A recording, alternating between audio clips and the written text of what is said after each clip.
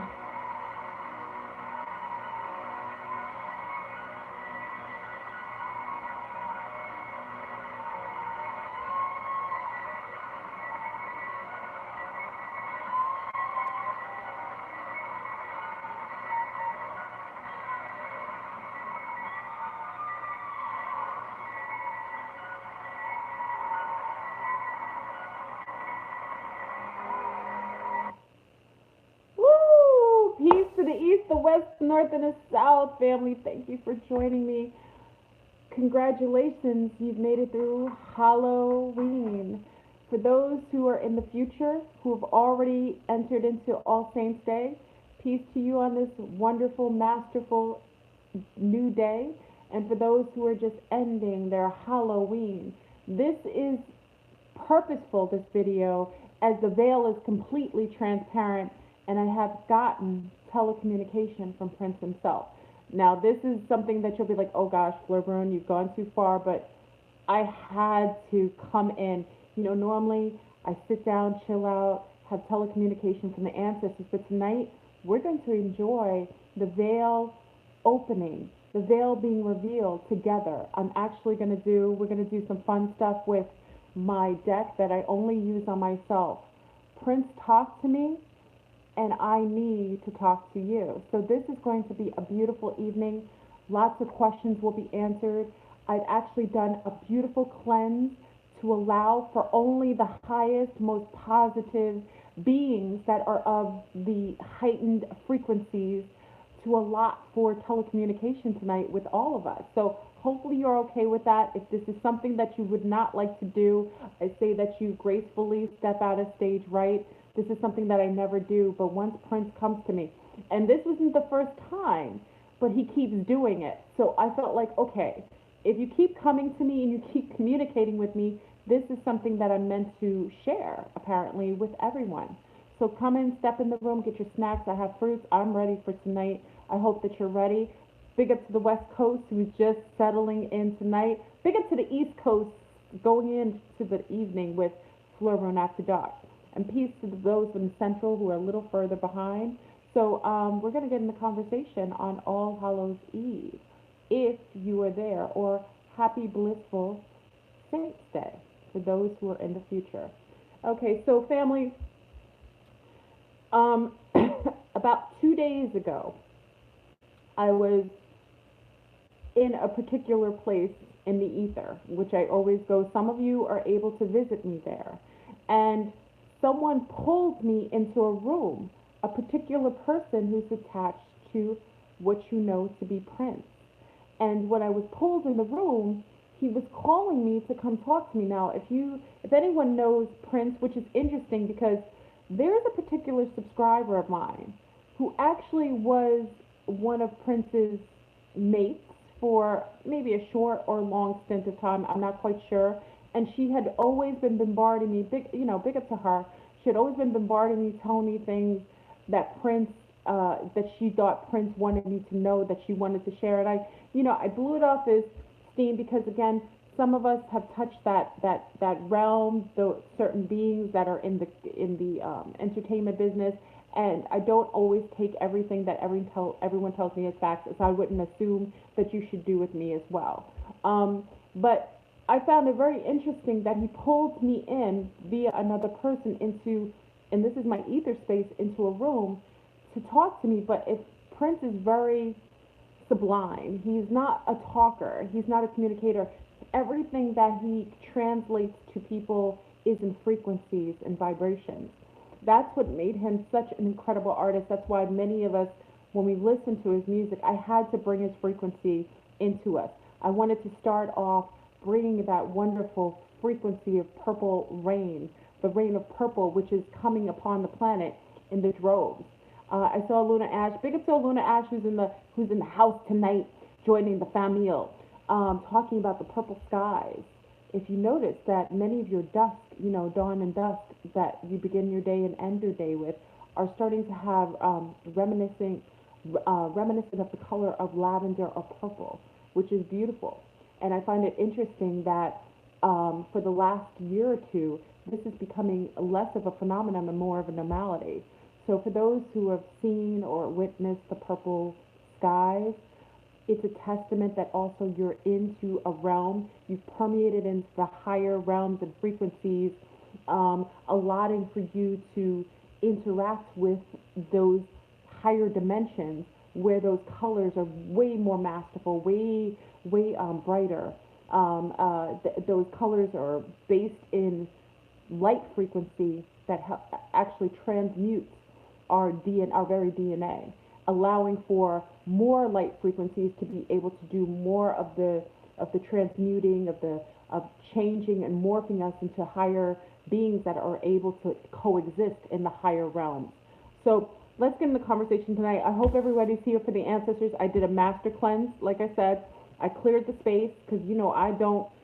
You already know I'm from New York. I'm paranoid about bringing things in to my space that are not cohesive. So I had to do a cleanse and clearing. Prince had summoned me. He did it the day before, and all day today he's been telecommunicating with me. And what's interesting about that is, you started burning your Palo. Hey, El Summers, you started burning your Palo Santo. You coming in the room? Like I said, this is going to be a sultry, relaxing night, talking to the ancestors. I have the cards that I only use for myself. I'm going to do this with our family tonight. I thought I'd bring it to YouTube. I figured this was the energy that was calling to communicate, and also we're going to utilize the cards and my pendulum to communicate with some of our loved ones if it's permissible to yourself. I feel like this is something that is fun, good spirited. I talked about the ancestors, the indigenous ancestors earlier. I felt so good. Actually felt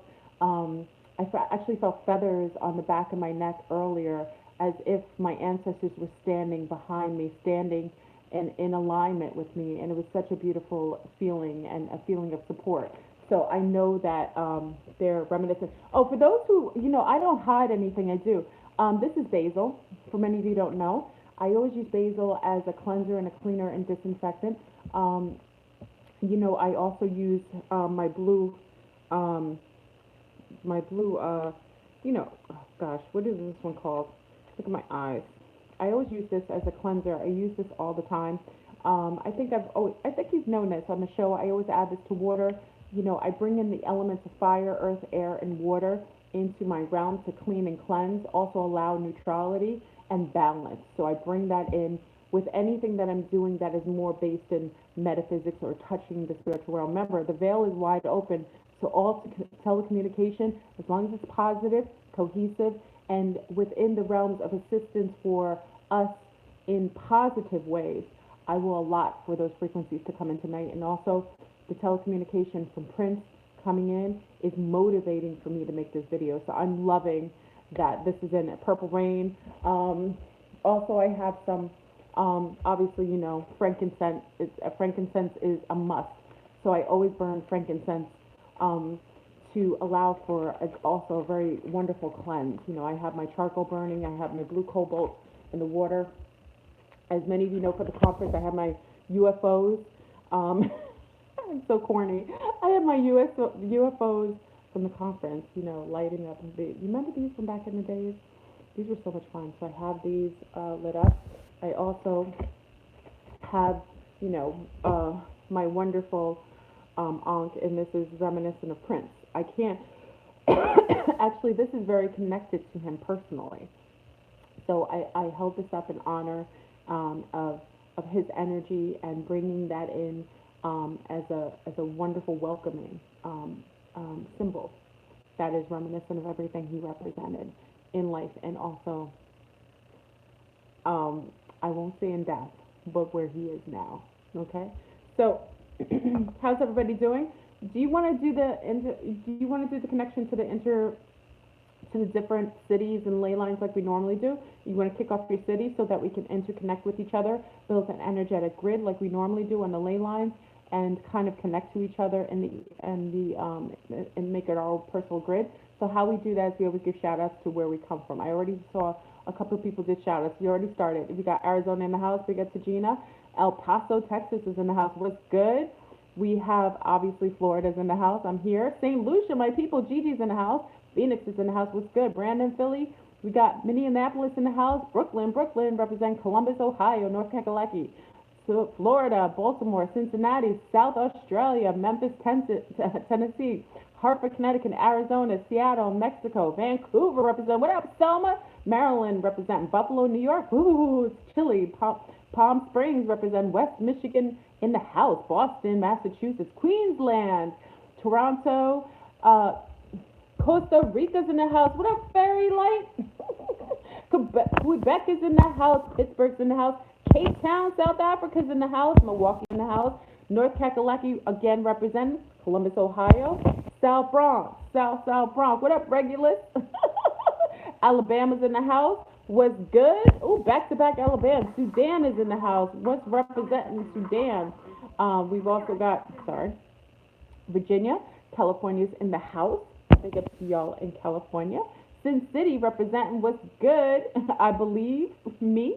West Virginia's representing in the house. Hello, San Andre, Brazil. You heard the Brazilian drums, didn't you? That was from Bahia, Salvador, representing at the beginning of the night. North Kakalaki, Buffalo's in the house. Detroit, what up, D-Town? Oz is in the house. Follow the Yellow Brick Road. Follow the Yellow Brick Road. Grand Rapids, Michigan in the house. St. Mary's, Colorado. Oh, Maryland's in the house. Santa Fe, New Hampshire. What up, Aluna? Ash is in the house. The energetic newscaster of the universe. Canada's in the house. Was good. Palestine representing. Big up to our Palestinians. Big up Cypher crew. What up, Mandy? Cypher's in the house, as it should be. Cali's in the house. Calgary's in the house. Hey, Mary Kay. Atlanta, what's good? Mississippi represent Montreal. Montreal is in the house. Bonsoir. St. Paul is in the house. New Jersey, what's up, New Jersey? Sudan, Australia. Gold Coast is representing. Wisconsin. Buffalo, New York again. ATL, what up, El Summers?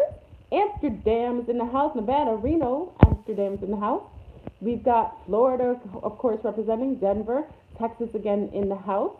Chicago. We've got everyone. We've got North Cali in the house, Los Angeles. Okay, so we've got, I love interconnecting. This is why I do the shout outs, is it connects Cali Valley's in the house. It interconnects our ley lines, and we actually touch each other when we do that. When we shout out where we're from, it's like our energy finds that ley line, that line, and we connect an energetic grid aligned to that, and then you connect it to the next person. It's actually beautiful, and it actually allows for us to not only speak to each other with words, but we end up telepathically being more connected to one another, which I love. Let's get into conversation tonight. Spirits, if y'all are drinking wine and spirits, listen, possession, Massachusetts in the house, what's good? PA's in the house, Somersville, South Carolina, Caribbean's in the house, what up my island brethren and sea stars, Empress Divine. Let's touch on the topic first. Seattle's in the house. What up, Cadillac? Cadillac's coming from the West Coast. And if you were looking, I'm drinking, I'm obviously, turmeric tea. Ooh, I want some of that. Houston's in the house. If you notice, I have my key lime. As many of you remember, the Cypher crew, we decided to jump timelines, and we did it. And we actually did it with key lime, sandalwood, and a couple other things that we did together, and we jumped a couple of timelines. I'm particularly in a timeline that I'm not quite sure about. Germany's in the house. Okay, so family, I want to touch on a couple of things before we start our evening and get into Prince. Okay, so there are some things going on because obviously this is when the veil is the least, the most permeable and the least closed. Right now, the spirits are walking around. Many are interacting. Many of your ancestors are actually telecommunicating with you if you're receptive to it. Hey, Tampa.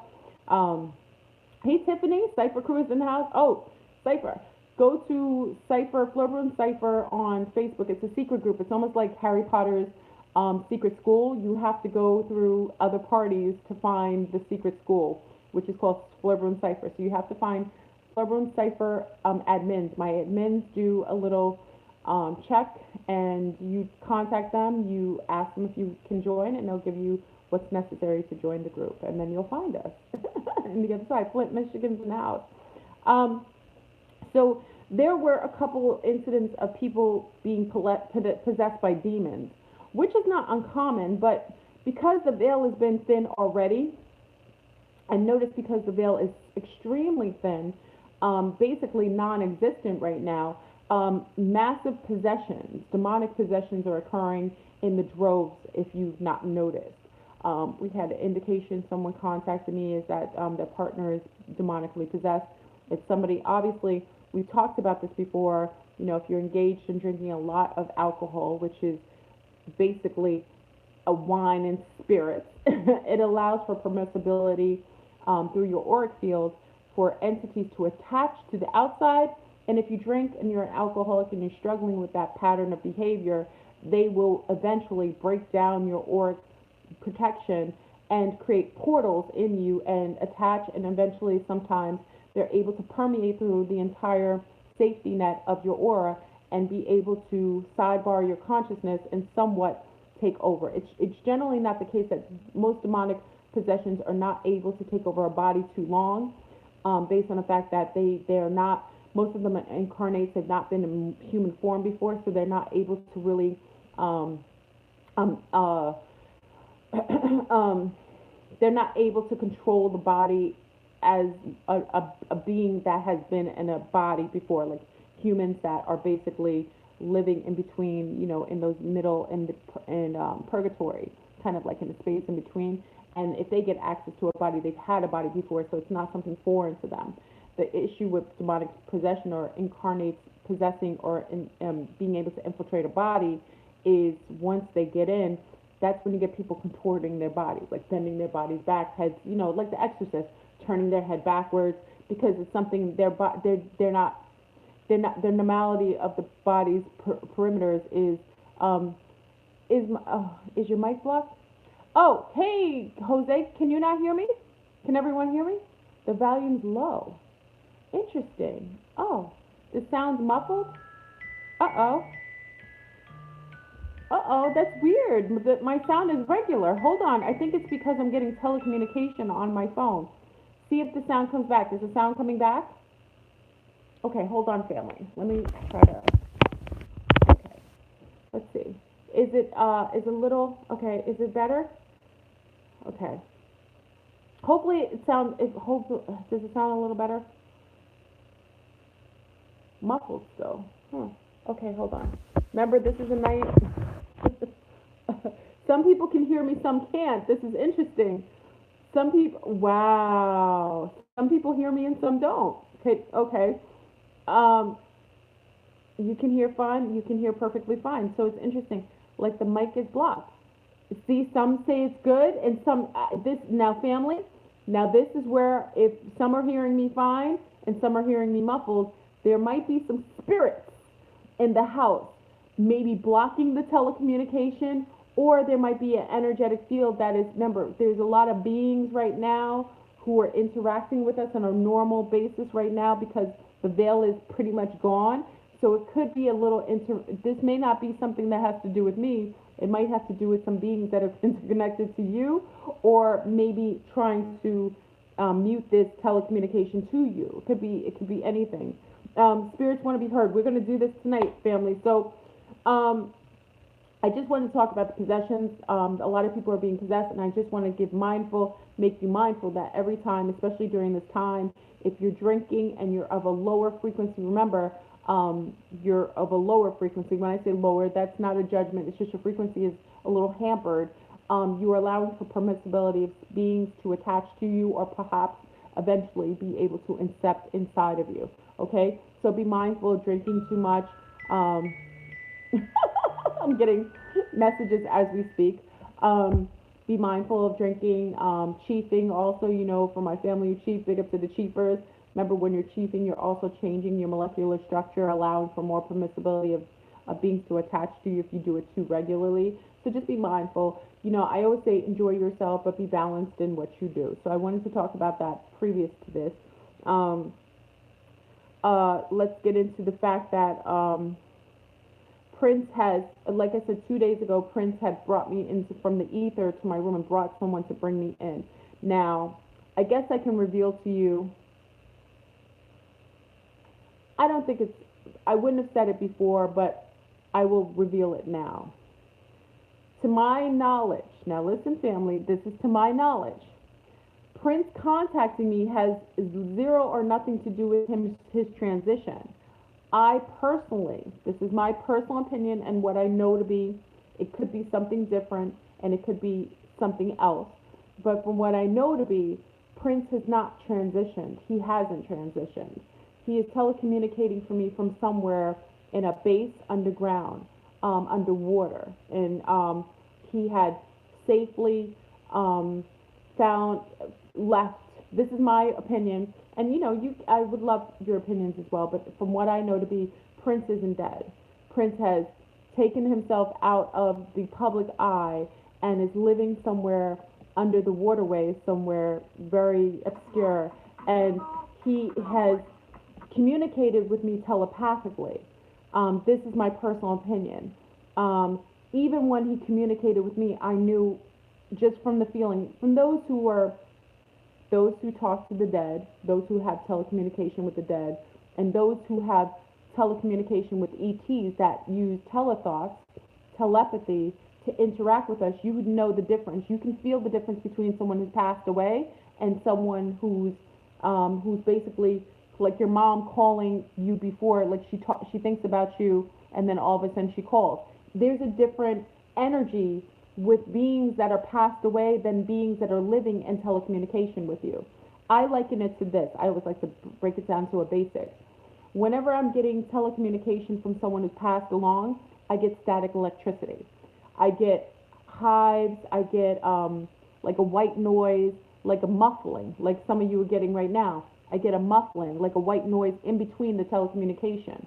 So even when they contact me and I enter into the realm of the dead, which I've been doing for almost the last year, there is a energy that is like a thickness that I note to be different because I only note it differently because I'm entering into a world that I'm not normally accustomed to. Now, with someone who is telecommunicating with you with telethought, telepathy, who is living, it is a clearer communication. It has more clarity. You rarely hear any static electricity. You rarely get that thickness in the telecommunication. Like, it's almost like they're going through a gel, like what is it called? In Ghostbusters, what is it called? That stuff that it's a gel that you have. That's how you hear it. Oh gosh, what is it called? No, it's not slime. It's a word. It's not goo. It's ectoplasm. Plasm. Thank you. Ectoplasm. Thank you, Empress. Thank you. Thank you, everyone. You guys are right. You're on. It's ectoplasm. Thank you, Jose. That plasma is why it sounds like that muffling kind of thing when they're talking to you from the dead perspective, from a transitioned perspective. And I only note it because after you get telecommunication from so many different type of beings, you start to see start to see general consensus of what is and what isn't what you're normally accustomed to. You start to see patterns show up, patterns of things showing up. So I wouldn't have known that there was a difference between the dead telecommunicating with me or the living, but once you start having more interaction with those who passed along, you'll notice a pattern of every time you are communicating with the people who've transitioned, you notice you get that static, that gooey kind of like something coming through water. You ever go in a bathtub and submerge your head in the water and then you talk and you hear that? It's kind of like that. It's a thickness that's there. Now, when Prince contacted me, there was none of that thickness. There wasn't any of that layering effect.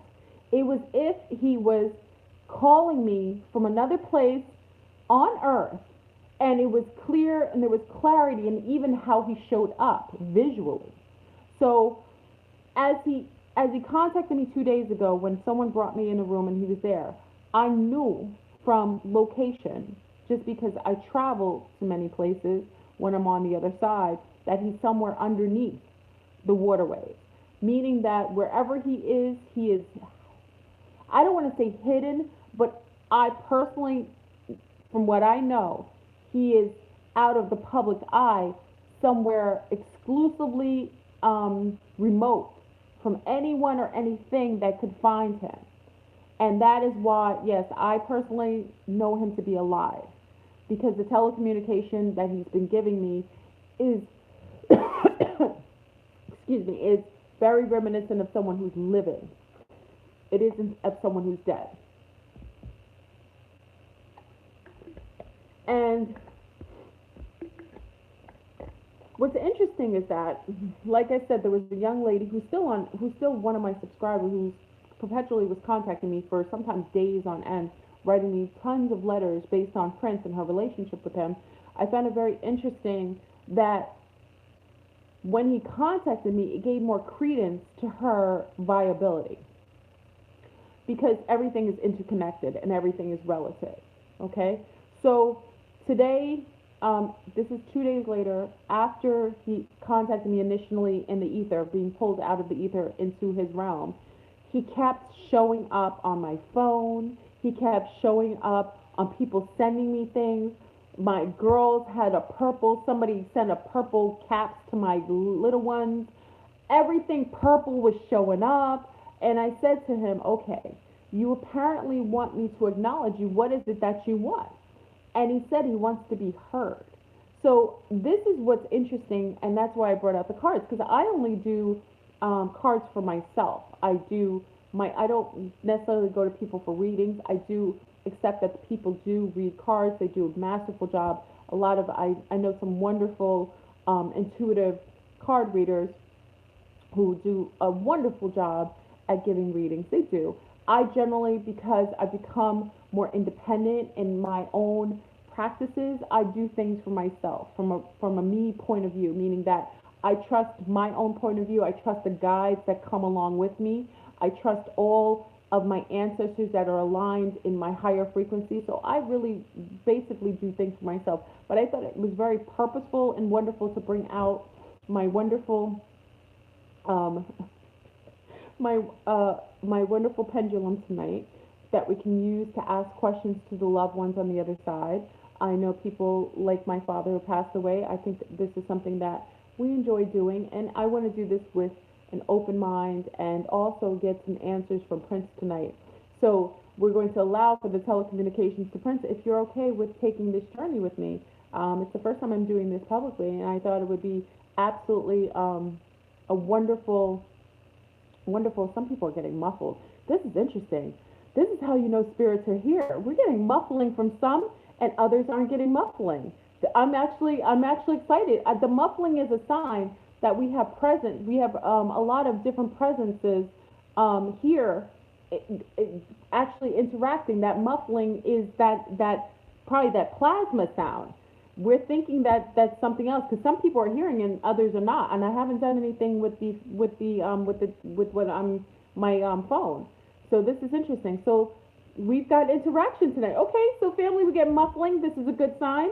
So tonight, if you don't know, this is my favorite deck. If you don't know, this is beautiful. It's called the Dark Goddess Tarot. I do intuitive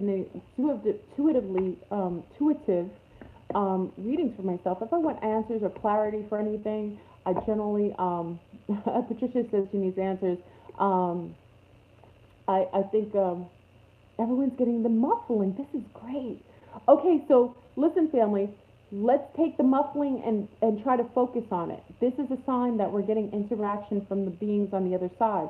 This is a good sign because this is something that, again, some are doing and some aren't. So this is a sign of the static electricity that I was talking about. So wonderful when it shows up. You know, I'm all about receipts. Okay, so I have my deck here. I'm going to do a little shuffling, and let's have fun tonight, family. This is a time that we can interconnect with our ancestors.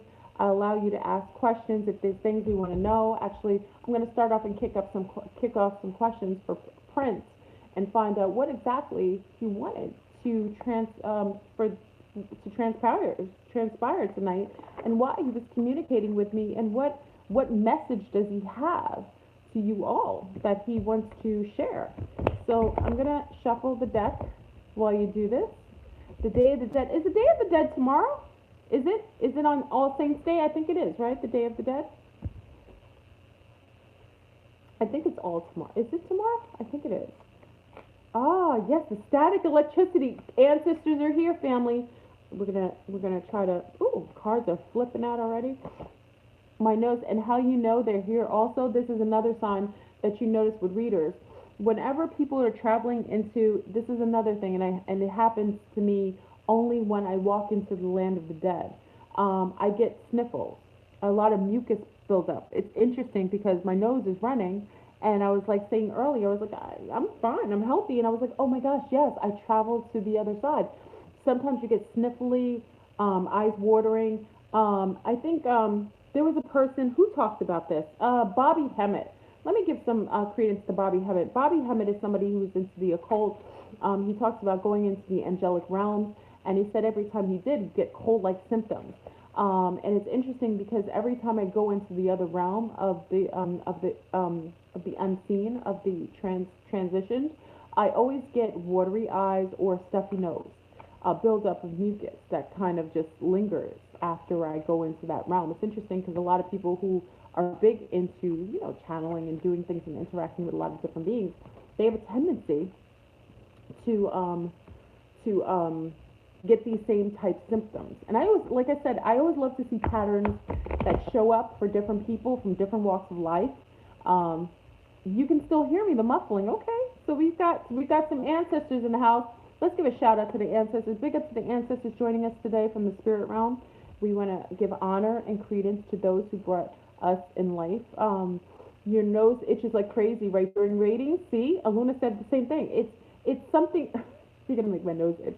Um, it's something that has to do with that. And again, I think it's just the permeation. Look, or the spider webs. People getting, like now, getting the spider webs type of feeling. Some people, when they say they go into the other realms, feel like spider webs all over them, even if there's not webs around. So let's do this, okay? I'm going to do intuitive. It's fun when we do this. I wish I had a tissue. Okay. I'm a little sniffy. And this is really good for anyone who has little people. This is not drugs. I gotta say it first. I use this a lot of times for my little ones. This is eucalyptus. Again, I gotta give credence to Bobby Hemmett. Something's going on with Bobby Hemmett coming up in the topics tonight for me. So Bobby Hemmett was talking about eucalyptus. Eucalyptus is wonderful if you have little people. I use this. It's wonderful. It's good. It's not drugs. It's eucalyptus. It's wonderful. It's a neti pot. If you want this, it'll clear your nostrils. It's really good to clear your nasal passages. It's not. It's not anything that's like. There's no chemicals. It's all basically essential oils doing that. Okay.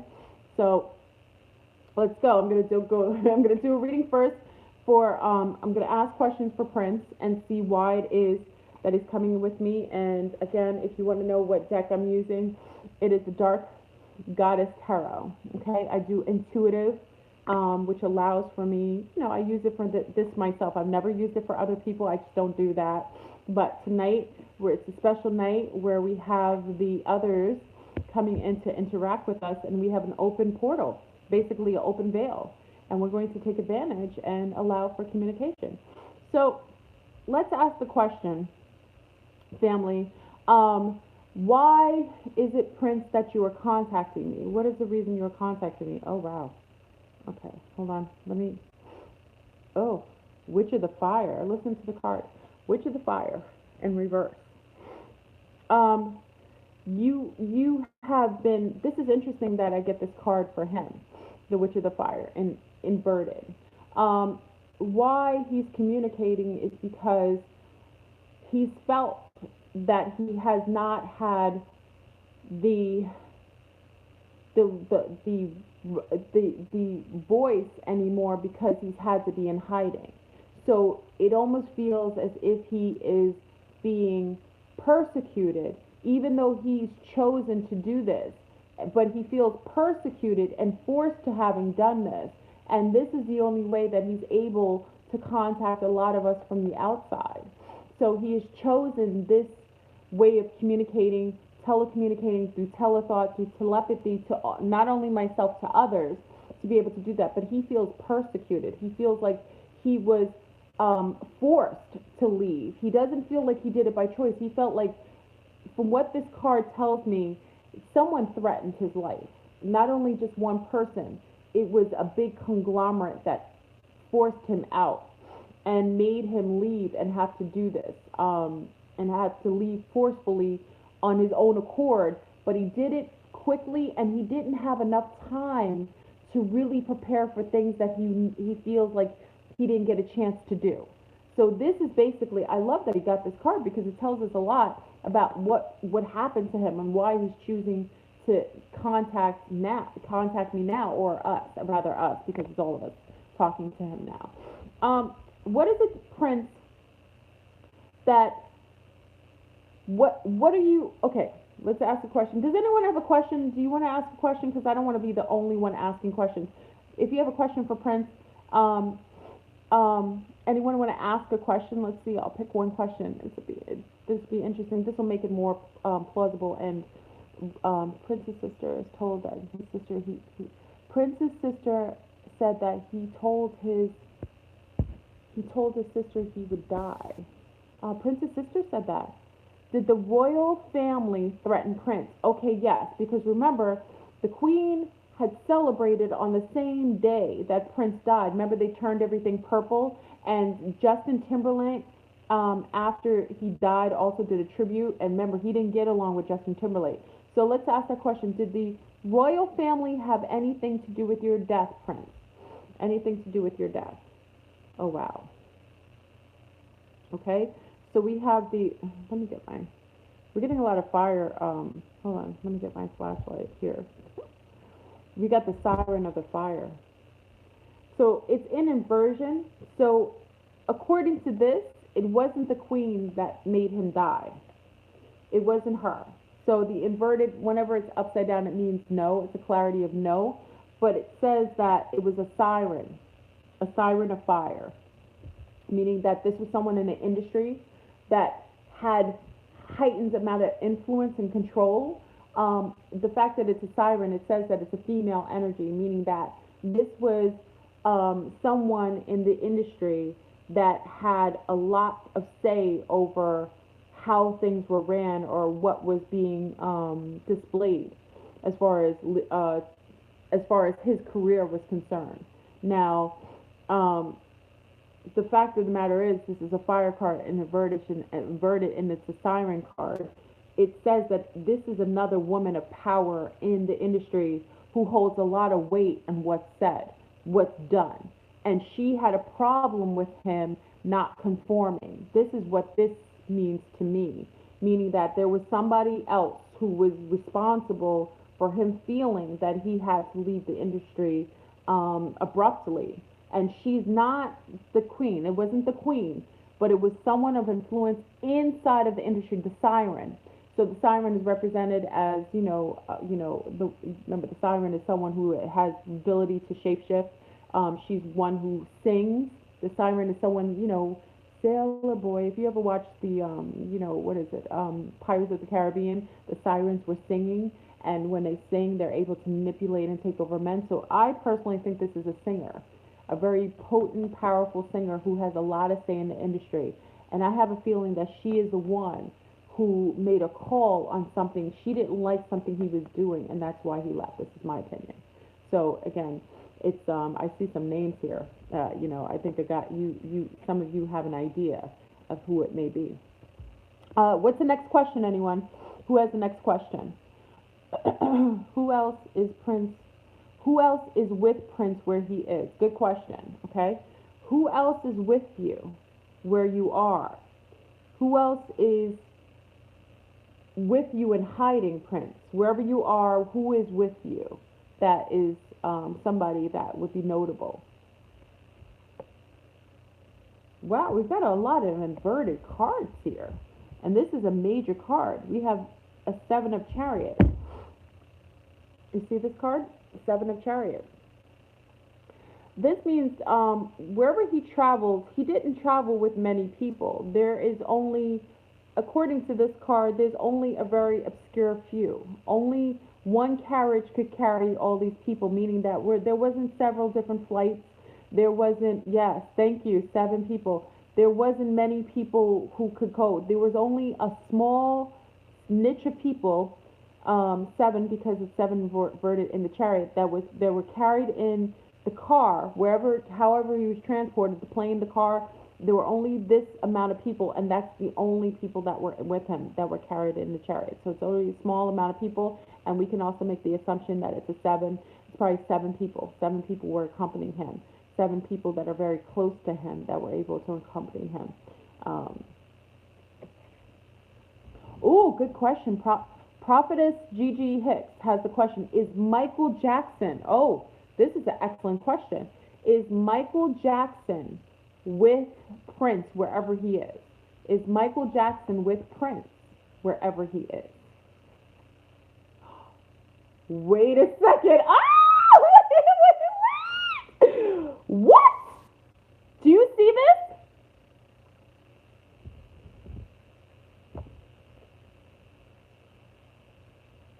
I'm bugging out right now. Do you see this? Yes, he is. I'm getting chills. I'm getting chills. Oh my God, I'm loud. This is the sixth of justice. Where he is, Michael Jackson is with him as well. According to this card. Remember, we've got inverted cards, and it's a purple card. Wait, you noticed it was a purple card? Remember, feather, ma'at. This is a representation of ma'at. The measurement of the heart against the feather. Justice. They're together. This is amazing. I wouldn't have guessed this. You know why? Because I was like, no way. And all the cards were inverted. I was like, no, it's gonna be no. Yes. Apparently, Michael Jackson is where Prince is. This is interesting. Now, this is getting a little deeper. I hope I'm not getting the dark about. Okay, family, we can't. I don't want to give too many gems away to those who are dark because they might be utilizing this live feed to try to identify where he is. I think that is masterful. And if we're reading into the cards, if we take some of our intuitive abilities and kind of decipher what that means, perhaps it was Michael Jackson who told him he should leave as well, or else this would happen. He probably gave him the way to leave. Maybe Michael Jackson had the ability to make sure that he would get somewhere safely, that he would have the anonymity, because remember, that's what Michael Jackson was notably known to do. He was able to dip in and out of society without people knowing. He mastered that because he was such a mega star, and he had to do that. He wants justice. I love it, Ashira. This is amazing. Okay. Now my nose is getting stuffy. Okay, we're having interaction right now. Okay, let's see. What's another question? Okay, FleurBrun, did my friend channel? Okay, wait. Did my friend channel Prince last night as she disguised as him and performed what? Wait, FleurBrun, did my friend channel Prince last night? She was disguised as him and performed Purple Rain. Not so fancy Nancy. Are you serious? Last night? So Prince is coming to people. It's not just me. See, this is where people, I've never been one, I've had ego before. Don't get it twisted. My ego's still there. I keep it in check.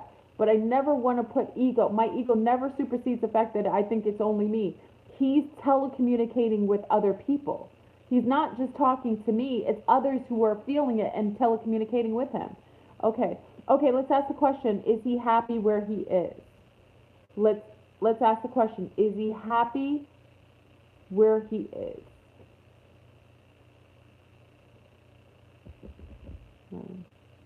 Hag of water. Listen, remember I told you, family? I know what I'm talking about. Where is he? He's underwater. He is happy. Listen to it. The hag. Listen to this. People are saying no. The hag of water is a yes. It's not inverted. It means yes. But remember I told you at the beginning of the night, he came to me from under the water. See, this is when you get clarity. For those who want to try to read cards intuitively, this is what's beautiful. You can get clarity because remember, I felt him underwater. Wherever I went, he was underwater. This card confirms he's underwater, hag of water. He's underneath the water, and he's happy where he is. He is contented. But it looks like he might be lonely. He might be lonely. I think it's a yes, but look, even when we're looking at the hag, she's reaching out from out of the water. She is reaching out from out of the water, trying to communicate, trying to speak outside of her home space. So yes, I know he may be happy, but he still is missing the outer world. He is still reaching out to others because he misses that that companionship, the camaraderie that he would have in the outside world. But I love this. I love this card because it confirms what I said earlier. He communicated with me. He is existing under an underwater way. I don't know where the waterway is. He's in an underground tunnel underwater. I know he is. And this confirms it. I'm so excited. Michael Jackson gave him an out. Michael Jackson's like, come on, Prince, don't listen to these clowns. I've got a private jet. I've got space technology from the aliens that I'm rocking with, and I'm going to fly you out to the Bermuda Triangle, and we're going to coexist under the Crystal City, under the border. I'd love it. Okay, so let's, I think, let's ask, let's ask, we don't want to ask specifically where he is, family. This is one thing I don't want to ask because we don't want to allow the dark ones. If they've left, I would prefer he has anonymity. So let's leave it at that. I really don't want to go any further with where he specifically is. Let's ask one more major question. Okay, let me see if I can ask a question to Prince. What message does he want for us? Why he contacted me, and what's the message he wants everyone, including me and you, to know? Why is it that he wanted us to contact him this way?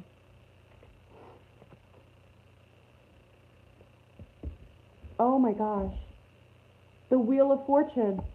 10. Oh, I'm getting chills. Oh my gosh. Oh. He wants us to know that there's hope. At the end of the day, there's hope.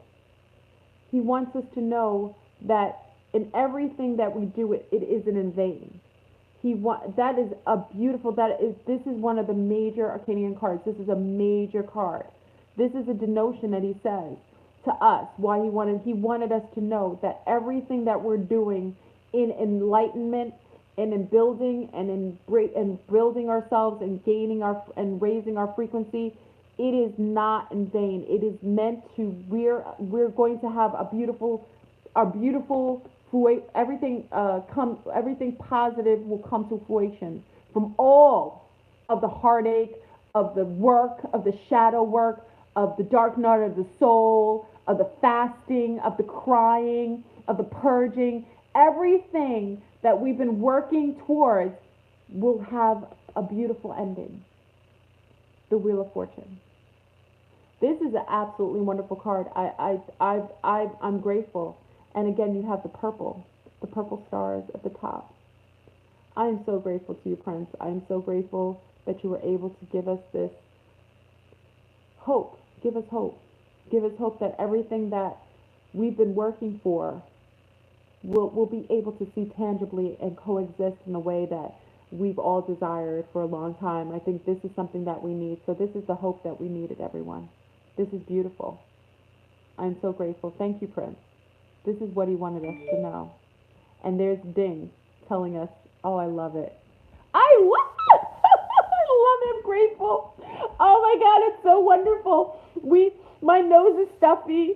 I feel so this is what he wanted. This is why I was like, why is he contacting me? I'm just FleurBrun from YouTube. Like, I'm a contactee, but why me? Because he knew this message I would tell. He knew I'd do this. He knew I'm cuckoo for Cocoa Puffs to do stuff like this.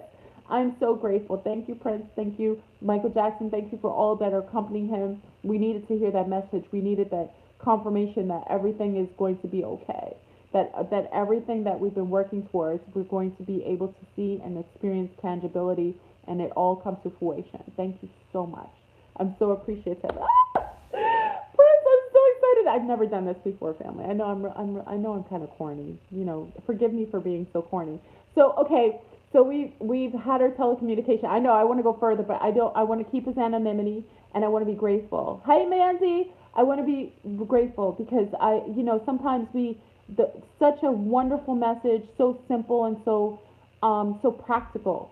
That's exactly what we wanted. So thank you so much, Prince. Thank you for all that are assisting, Prince. Thank you for the telecommunication. Thank you for contacting me. I'm grateful. And thank you, Michael Jackson, for assisting in that, also being able to save, to bring him to safety. Okay, I think that is I think that's commendable. Okay. Okay, so let's, family, we're gonna have fun with this one tonight. Welcome to Aquarius Rising, basically after night, FleurBrun after evening.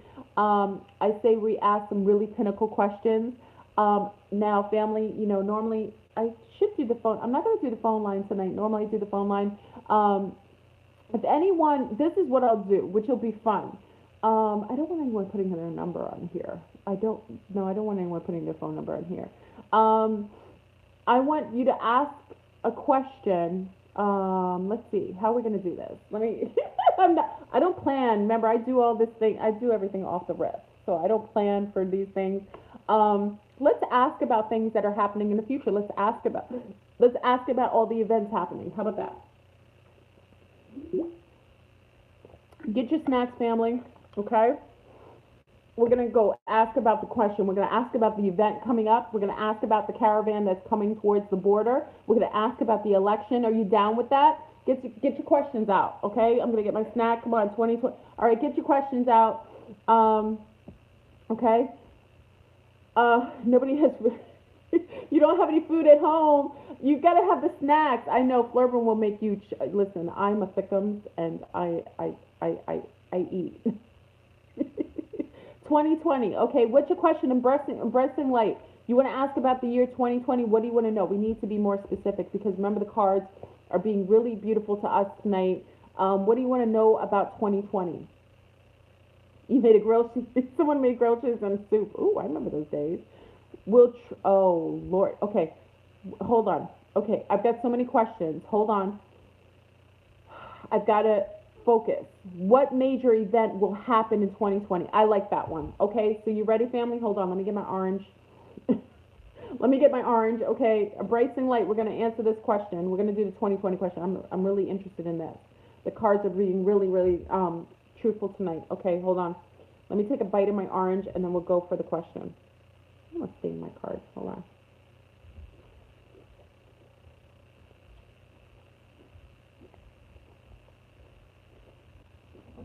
Okay, here we go. The question is, what major event will happen in 2020? Oh, should we shuffle? Okay, we'll shuffle the cards. Hold on. Thank you for, I heard you say that in my head. I actually did. Okay, let me shuffle the cards. Let's be professional about this. Okay, hold on. I'm not the best shuffler in the world. You know how people are really good shufflers? I had a mate who was like the best shuffler in the whole wide world. He shuffled cards like a master at a casino. I love the way he shuffled his cards. His hands were really big though. These cards are really big and they're bigger than my hands. My hands are not that big. So I love when people shuffle cards and their hands are really big because it looks so cool when they do it. Hold on, we're going to do the 2020 question first. Welcome to FleurBrun After Dark. This is for those who are entering to All Saints Day, blissful All Saints Day, those who are still celebrating Halloween, a blissful Halloween to you. I hope you are here with us. We are getting telecommunication from the ancestors who are giving us intel. We just spoke to Prince, which I'm so grateful for, and MG was with him. So I love this. Okay. Am I shuffling properly? Ruffle shuffle. Hold on, let me give it a good shuffle. Hold on. These are not very good shuffling cards, though. Samen, that's right. Shira. It's Samen, Samhain, which is the Wiccan holiday today. So blissful Samen. Here we go. All right, family. Let me do one last. Hold on. Okay. You're not a good shuffler. I'm not a good shuffler. Okay. Oh, let me not say that. Okay, are you ready? So here's the question. What major event will happen in 2020? Ooh. Oh. Okay, hold on. Hold on. Ooh, Ishtar, the chariot. Chariot 7. Chariot. This is Ishtar. Do you notice with the card? I want you to notice the card. Now look at the card. The card You see the many hands of Ishtar. She's riding the red dragon. Now this little guy, which is considered to be a lion, but he's also considered to be a dragon. She's riding him. Now the arms are up. She's holding the reins and she's moving forward. Now there's a star in the sky. There is change coming. Something is going to happen that will make people move. People will leave. This looks like someone's moving forward, that she has to move and leave. There is some sort of exodus, something major that will make people have to leave and move, right? I also see that there is a wheel on her head. A wheel on her head. This looks like this is something that was a time frame, like a cycle that shifted, a cycle that's shifting, and that this is motivating people to move and leave. There will be a mass exodus in 2020. Now, this could also mean that there will be visitors because of the star. Now, intuitively, this is a second reading. The second reading of this card, if I'm just looking at it from another point of view, is there will be a visitation. There will be a visitation from above, a mass visitation that will that others will be visiting from another place. This is what I think. It's either a mass exodus of people leaving, going forward to somewhere else, or a visitation from someone in a chariot coming. People coming from the stars in a chariot in a red, and it looks like a red dragon. Blue feather. You're right on point. Blue feather. What did you say? Many red dragons in the sky from red iron oxide. I agree. I personally think this means that we're going to see a major event happen with perhaps our galactic families coming out of the sky in red chariots, dragons coming to visit that year. This is what I think. Now, if you take it as another meaning, as a literal meaning, it could mean an exodus of people leaving and following because there's an event. A major cycle is changing. You see the wheel above the head? A major cycle is changing, and it's motivating and making people leave, or it's two par. So I think it's both beautiful. A mass exodus of people leaving, but something coming in as well. Something coming from the stars. A chariot coming from the stars. This is what I say. I love this card. It's a positive card. It just means change. It means a shift, a movement forward. Something coming or something leaving, or one and the same. Okay? Maybe the star beings coming will create the mass exodus. We never even thought of that. Maybe the beings coming here will create and motivate people to do a mass exodus, or maybe people will be taken on ships. That's another interpretation. Very interesting. I love that. Okay. What's another question? Anyone? I know there were another question. You're welcome. No ships? Sean Rick said no ships.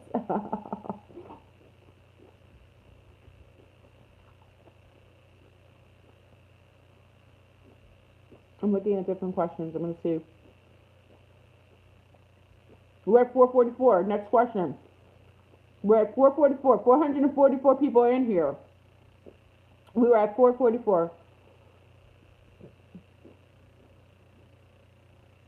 Okay, let's go with the border, Mandy. I think let's address the border. I think the border is very important. I want to make sure that there isn't a mass abuse of people over at the border. So let's see. What will happen when the mass of people reach the border in Mexico to the United States that want to pass through? What will happen to those people when this caravan right now that is traveling towards the United States of America at the border? What will happen when they reach the border? I'm nervous about this one. I don't even know if I want the answer to this. Oh. Siren of the air. Lilith. Lilith. Oh, this is interesting. This now, if you know the representation of Lilith, now listen, look at her hands. I want you to look at that. Look at that. Lilith is carrying two. Now listen, her arms are formulating ankhs. Now, if you notice that, listen, look at her arms represent. She has the owls on either side of her. This is a sign when, remember, air brings movement. It causes passage. These people, look behind her as well. She has a tower behind her. Okay?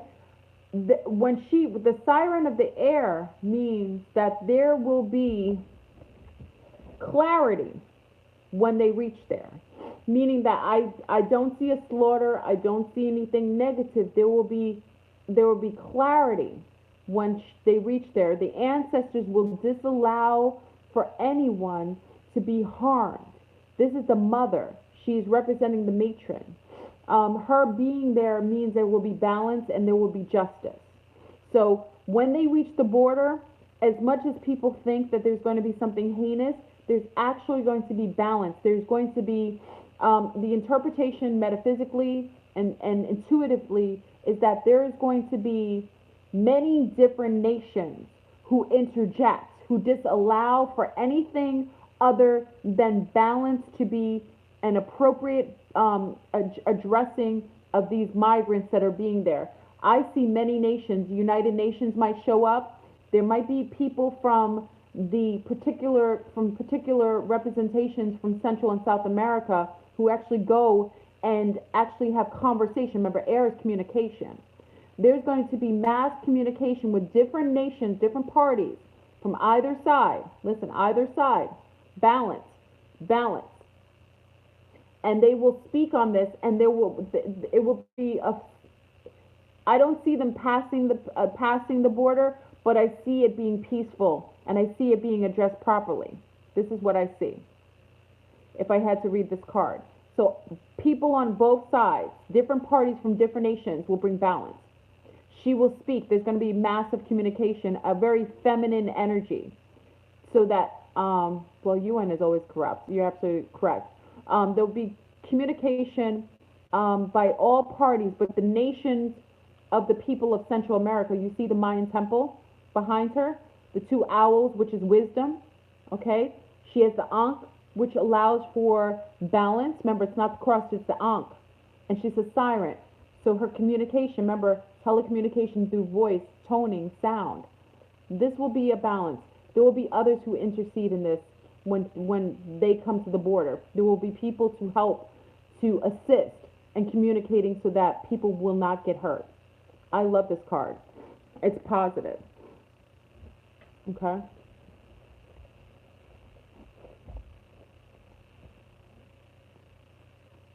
Lilith likes to be on top. Universal law says the pose and negative, what is negative? She is fond of Lilith because Lilith is the woman on top. Yes. Whenever she shows up though, in that visual, I always take it as balance. You want to see that card whenever there's something that you think may have conflict, because the fact of the matter was air, so that's communication, breath, okay? And also a siren. So sirens have the way, remember when a siren sings, she has a way of convincing others to see what she says or make it work in the way that she wants it to work. So the siren has the ability to manipulate, I don't want to say the word manipulate, but convince or, nicely create whatever she desires by sound and tone. So that means there's going to be great telecommunication. There are going to be others from the nation of the Maya that come and assist so that these people are addressed properly and safely. I love that. Please ask about, the money situation. Okay. Do you want to ask about the reset? Let's ask about the financial state of the United States of America. What will happen with the financial? Okay, no. Let's ask the proper question. Can you ask the question? I want to ask the question in a purposeful way. Someone may have a better way. Does someone have the way to answer the question about the financial state?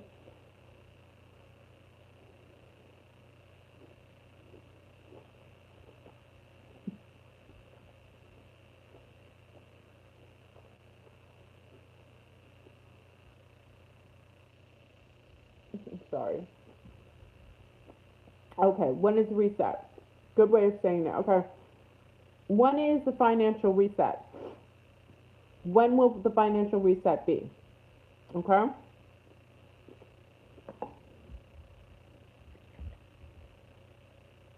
The two of air. Athena. The two of air. The financial reset will happen. I take this as not this election, midterm election. I take it as the next. I see that, yeah, it's in reverse.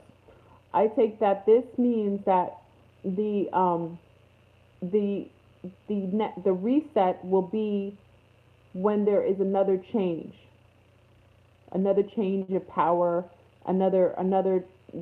When's the next election? 2020. When's the next election? Can someone denote it? I take the two of air as that we changed the financial reset, delayed in decisions, 2020. Okay, everyone says 2020.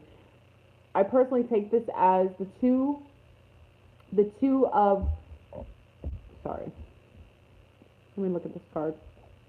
The two of air on Athena, hold on. I take this as Athena is structure. I take that as a representation of politics.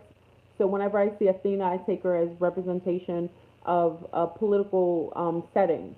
That's how I take it. So when I see Athena and I see the two of air, I say it's not this election, but the next election is when the reset will probably kick off. So it may not be 2020, it might be 2019. You guys were asking that question. I think it answered your question. I think when you were asking about 2019, it answered two questions at once. It actually answered the question about when the financial reset was, and also it told you when it was going to be. I think people who said 2019, you felt it, and the cards kind of were talking to that. Whenever you see that, again, Athena is a representation of the political system, and I take it as it's not this time, but it's next time that we will see that this will be addressed. So the financial reset, according to this card, intuitively, I pick up that it will not be until prior to the next election. And it probably will be the motivation of why the election goes the way it does because of this financial reset. Kind of makes sense.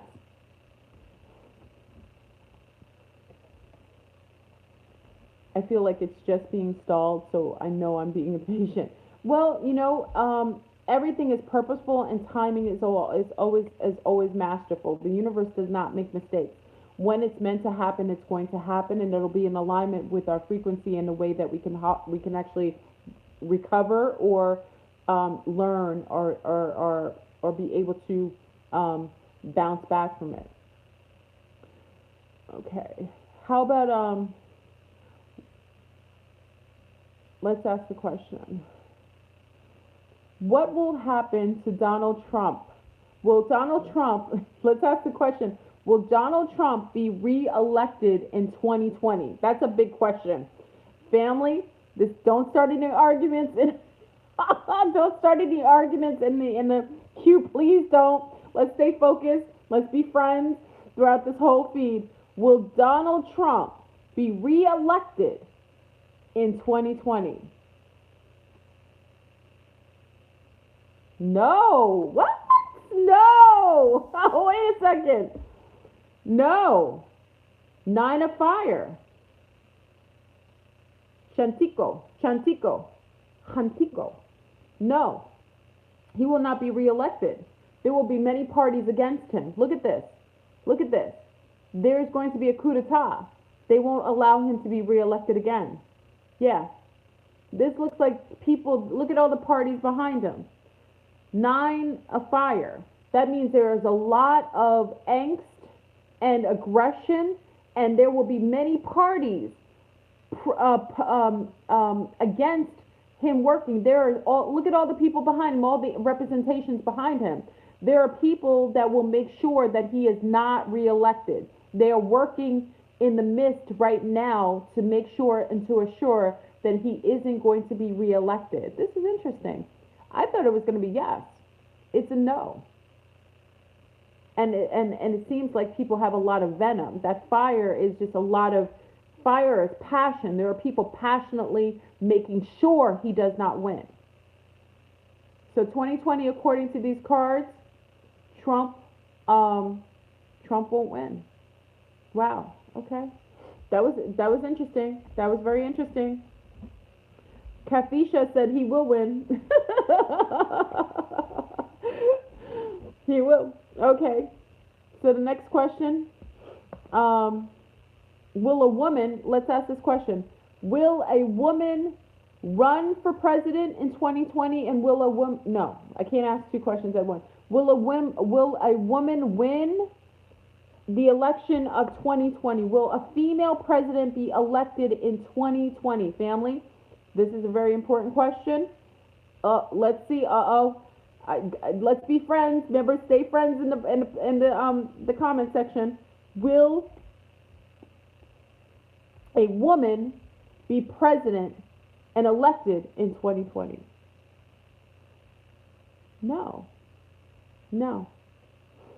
Interesting. Oh, wait a second. Look at this. 10 of fire.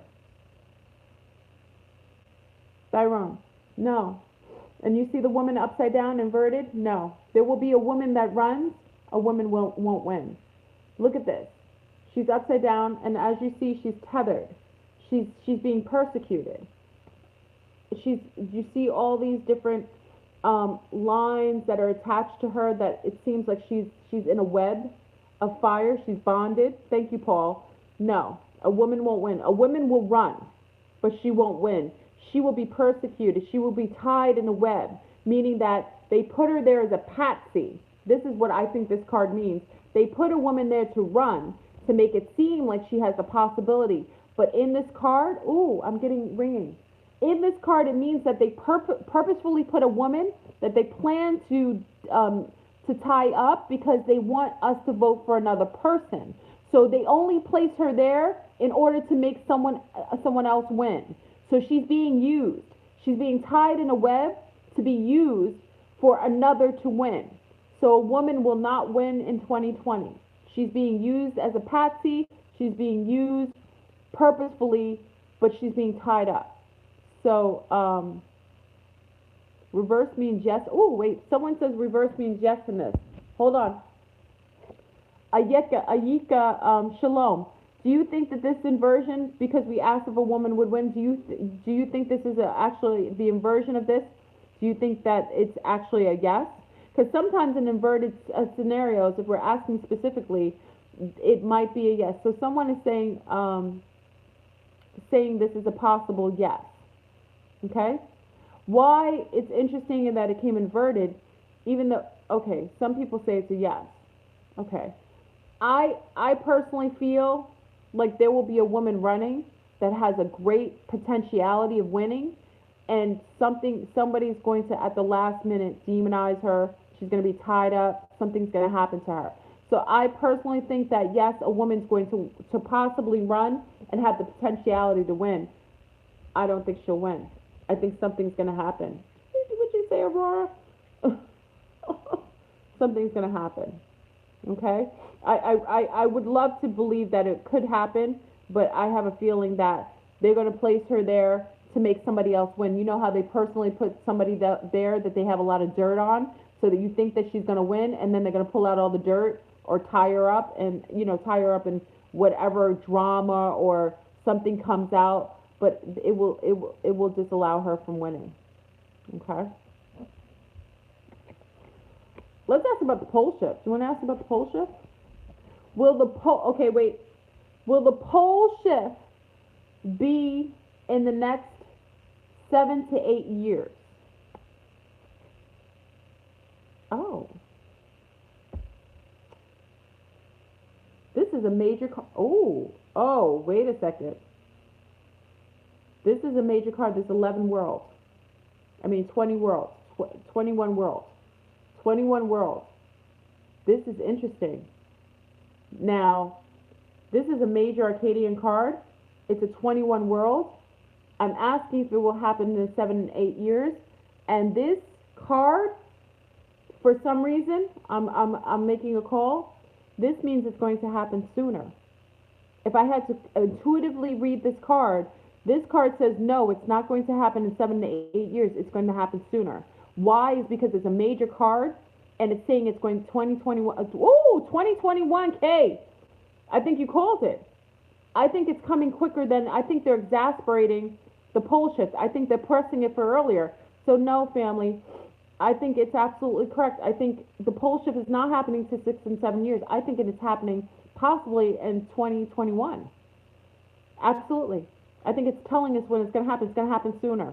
This is a major card, inverted, meaning that if it was a lesser card, then it would say we had more time. This is not saying we had more time. It's saying that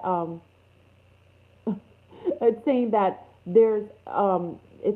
there's a big event that is going to happen. So it's saying yes, it's going to happen, but it's going to happen sooner. So pop it off, family. Get ready. I hope you got your barbecue pits ready. I hope you know how to filter water with some charcoal. I hope that you're able to get along with your neighbors. I hope that FleurBrun Sanctuary will be up and kicking so my family will be with me in the rainforest in Brazil, and we will be dropping it like it's hot to the drum beat, enjoying our mangoes on our hammocks in front of a beautiful rainbow waterfall every morning, clothes optional, with all the family and babies. This is what I hope. So, it looks like, family, we looks like we're going to have a pole shift sooner. So, like you said, our family is prepped. We're all ready. Vegan burgers. Kat Erin says she's going to have some vegan burgers. Yeah, this is interesting. I had a feeling, what's interesting? I asked that question, and I always had a feeling that it's coming sooner because everything, all the earthquakes, all the eruptions of the volcanoes, the weather disruptions all over the planet. I mean, everything is telling you that the planet, not just the crazies, the geoengineered weather monsters that are adding to this, they're making it worse. I'm talking about the planet herself is shifting. You can tell, you can feel it. It's happening. So, I think it's beautiful. I think we're all ready for a shift and a change. I think that's why a lot of people are like, come on already, let's get to the shift. It's not that they want something devastating to happen, it's that they're ready for everything that we've been doing and preparing for to bring itself to fruition so that we can basically just be in it. You know what I mean? So I think it's beautiful. So be careful. Like I said, it looks like it's coming sooner. If it's not 7 to 8 years, we could say 2021. And I think for a lot of us, it's weird because 2021, I did a survival video. I did my bug out bag. I showed you everything. You got to look in the archives. It might be on Patreon. I'm not sure if it's on Patreon or on YouTube. I've done so many videos. It might be on, I don't know where it is, but it's definitely on, I made a video about it. But, Sassy Girl, good. Sassy Girl broke it down to 5 years. So by 2021 or 5 years. So just know that you will have everything that you need at the time you need it. We've been prepared for this. Our soul groups are already in that wonderful celebratory time where we're enjoying the post pole shift. So it's all good in the hood. Okay. Let's ask another question. What other question would you like to answer? I love you too, Asta.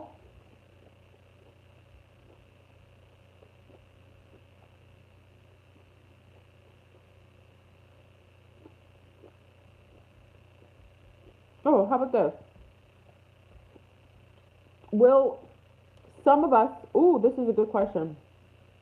Will some of us be living in the crystal cities that the ETs have prepared for us? Will some of us be living, will some of our ET families come, or inner earth families come and bring us to the crystal cities? The crystal cities that were prepared for us. Oh, hold on. 8 of fire.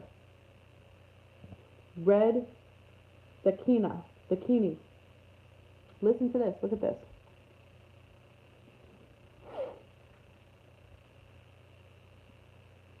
Okay, another dragon card, right?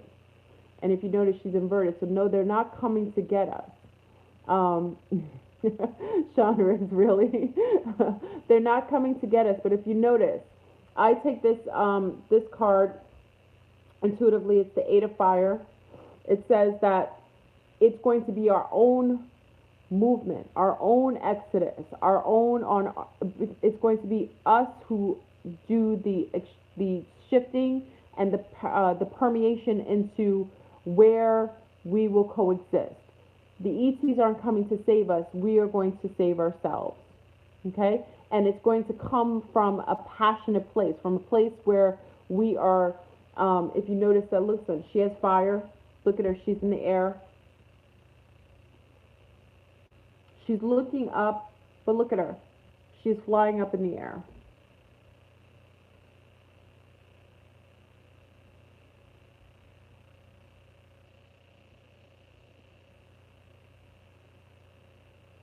Okay? This looks like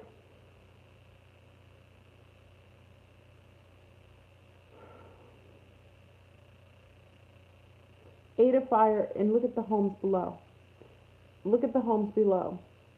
It looks like there will be a mass exodus, but it's not going to be anything else taking us outside. Look, the homes are at the bottom. She's flying above in the sky, looking up in the sky. Um, I have a feeling that we're not going to be taken. We're going to leave on our own and on our own accord, and we're going to leave behind our old homes, and it's going to be based in passion, passionate. When I see red and fire, it means that it's going to be we're going to be motivated to leave. We're going to be motivated by the times that we're coexisting in, meaning that whatever is going on at this particular time, when it's when there's a lot of maybe tyranny going on wherever we're coexisting with, wherever something is occurring, we're going to leave on our own. We're not getting assistance from anything else. It's going to be our passions that motivate us to leave, our passions who make us leave our homes. Someone said hot lava will do it. Blue feather, you're correct. It could be more physically based. Maybe the earth will create uncomfortability to motivate us to leave. And it looks like she's leaving behind her home, but it doesn't look like she's fearful. It looks like she's moving forward to something else, but she's been motivated to do so. So I see perhaps earth changes that will be motivating us to leave. I see perhaps like this could be actually a literal sense. Thank you, Blue Feather. It could be literal, saying that there might be some volcanic explosions.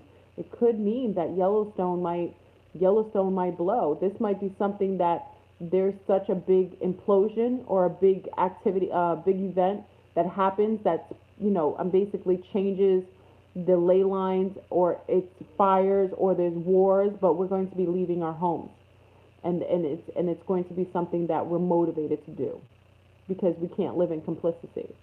So that's how I see that.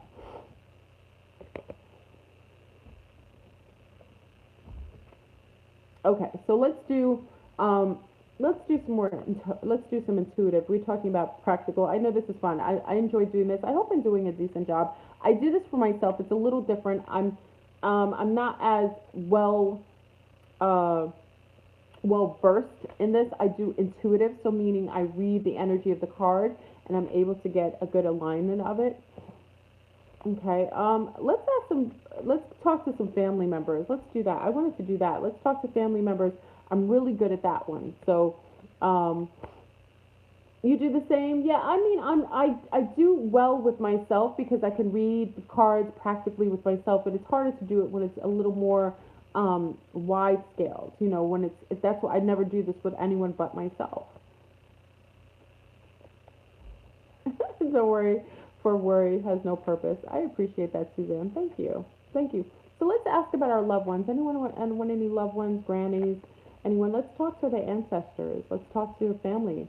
Oh, let's see if we can contact Dr. Delbert Blair. Here we go. Thank you, Oz. You just mentioned his name. I remember I said I wanted to contact Dr. Blair. Let's ask Dr. Blair a question. Oh my gosh, I'm so excited. Okay, so others want to ask about their moms. Hold on. Okay. Mommy. Okay, so I'll go to Dr. Blair and I'll talk to some of the parents. Let's do this. Now this I do well because I'm so connected to the other realm. Talking to the others who passed across is much easier for me to do because it's something I've done. Okay, so let's talk to Delbert Blair. Let's ask, okay, Delbert Blair, ascended, have you ascended to the new earth? I know this is a silly question. I always wondered. Did you ascend to the new earth? Oh my God! Oh, oh my gosh! Ace of water, face of the deep. Okay. So even though it's inverted, this is a beautiful card. He has actually entered, now Dr. Deborah Blair, what many don't know, was in contact with the Alpha Centaurians. When I see this card, why I got excited is because this is a representation of what I know is the Alpha Centaurians. Now, many of you, if you saw them, I'm so excited right now. I know, because you don't, this is something that I don't know many of you know. If you watch the movie, what is it called? Something in the Deep. They had an Alpha Centaurian, they're usually like the Aquaman. You know, like they look like Aquaman. There's a movie called, what is it called? Something in the Deep. That is the Alpha Centaurian. It means that he's with his galactic family. This is what this means. He didn't ascend to a new Earth. He's with his galactic family. He's not here. He's out of our stratosphere. This is awesome. Anytime I see this card, and I've seen it only once before when I've done my deck because I don't get this card. This is a representation of the Alpha Centaurians that he was down with. Delbert Blair is not here. He is with his people in his galactic plane, his brethren. And Alpha Centaurian, their world is a water world, which is interesting. They're a water world. This is so beautiful. The Shape of Water. Thank you, Sibilia. Thank you so much. The Shape of Water. Watch The Shape of Water. What most people don't know, the Alpha Centaurians, even though they have a different denotion, they come from a water world. And they look like those water beings. Not like the mermen and mer people we see glamorized. They look like those mer people. They're visual. Those are the Alpha Centaurians. That's what they are. And this is where he is. He's back with his people. He's back with his people. The Nomos come from there too. Thank you, Yahoo. He's with his people, galactic people. Thank you. Thank you. It's beautiful. I love this. I love this. This is a big deal. I know. I'm sorry. That's a beautiful card. Okay. So, The Shape of Water is wonderful. If you've not seen a movie, it's really eerie. It's a wonderful movie. It's a good movie to see. See The Shape of Water. Okay. So ask my father, is there something he wants me to know? Oz, we've got Oz.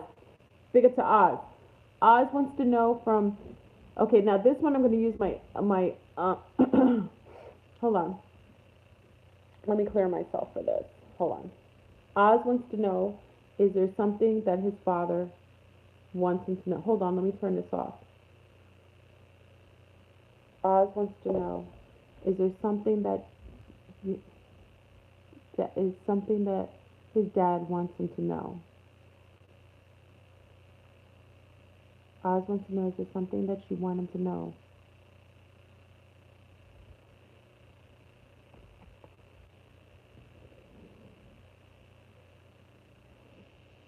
Hold on, family. Why? Because the card is hard to read in the dark. I'm sorry. Hold on. Oh, wow. Okay. Oz, this card is the 16. It's a major Arcadian card. It's the inverted version. It's Kali, inverted in destruction. Listen to me. Oz, this is from your dad. This is actually a beautiful card, and I know this is reminiscent of what was necessary for you to hear. Your dad is telling you that the things that you consider to be the hardships in your life, the things that are considered to be things that are restricting you, the things that you consider to be things halting what you think you desire, are all the things that are propelling you to be exactly where you're supposed to be. You have a beautiful roundabout way of coming around full circle from all the hardship that you're experiencing at this moment. The inverted Kelly is saying that your dad is telling you everything's going to be okay. Everything's going to be okay. Even though you're going through, see, it's telling you this is what you're going through, but now it's inverted. So it's saying that all that you're going through is not in vain. He's telling you to see things past this point because it all comes to fruition in a beautiful, masterful way.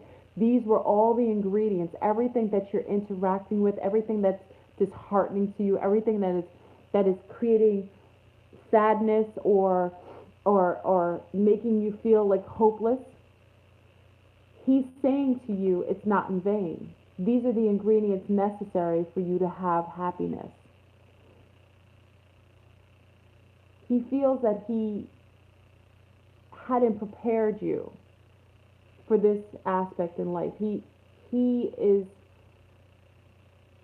his feeling, the way that I feel and the way that this card is invoking me. He feels like he didn't prepare you for these hardships that you're experiencing. He may have talked about things roundabout. You may have even witnessed him going through some struggles in his own life before his passing that were disheartening to you. But he would have liked to prepared you for this transition that takes you to another point of your life. So this card in itself is a gift from your dad, saying that everything that you're going through at the end of the day is going to turn out masterful and beautiful, and everything that you're going through now is going to turn right back around, and every ingredient that seemingly alone seem detrimental to you are all things that make everything turn out perfect and right on time. Okay, I hope that was helpful, Oz. This is a beautiful card. It's inverted Kali. If this was Kali this way, I'd be like, it's on and popping. This is not. This is your dad saying this is your situation that you're going through, but it comes around in a beautiful way. You end up taking all these ingredients and making the most masterful cake with it. So at the end of the day, everything's going to be okay. Okay? So you have to see past the struggle. That's what he wants to show you. And it's what I feel like he feels like he didn't prepare you for that. You saw and witnessed his own struggles, but he wanted to show you how to supersede the things that he knew you could perhaps go through later in life. He knew certain things could happen. He didn't really prepare you for your own manhood to go through these things that you're going through now, but you did witness some of the things that he struggled with, and I think he didn't realize that in itself was enough for you to be able to supersede this level of growth. So it looks like you're going through the dark side, what is it called? It looks like now you're going through the dark, what is it considered to be, the dark soul, the soul night? Is that what it's called? But everything is going to be just exactly as it should be, as it was going to be, but you needed these ingredients to get to that point. So inverted Kelly means everything's all good and hood. It's about to get to that point. So I hope it was helpful, Oz.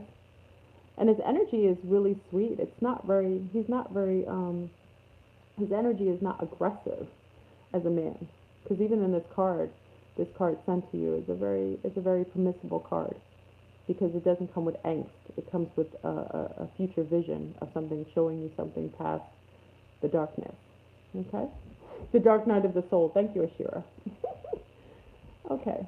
So, hold on. Cody Williams. My mother passed away when I was 1 year old. Is there anything that she would like to share? Let's ask that question, Cody. Let me shuffle the cards. Cody Williams. Cody Williams. My mother passed away when I was 1 year old. Is there anything? Ooh. Oh. We've got something going on, Cody. Cody. I have movement in my room. Hold on, Cody. Oh, wow. Oh, something just fell over. This is wild. Okay, Cody. Hold on. Cody, something's going on. It's moving. This is crazy. Okay, Cody. Oh! Okay, Cody, I'm going to show you because this, I don't even know, think I would have did the car. I said, Cody, this is what I have next to me. And it's weird because you don't know it's next to me. And it keeps falling as soon as you ask that question.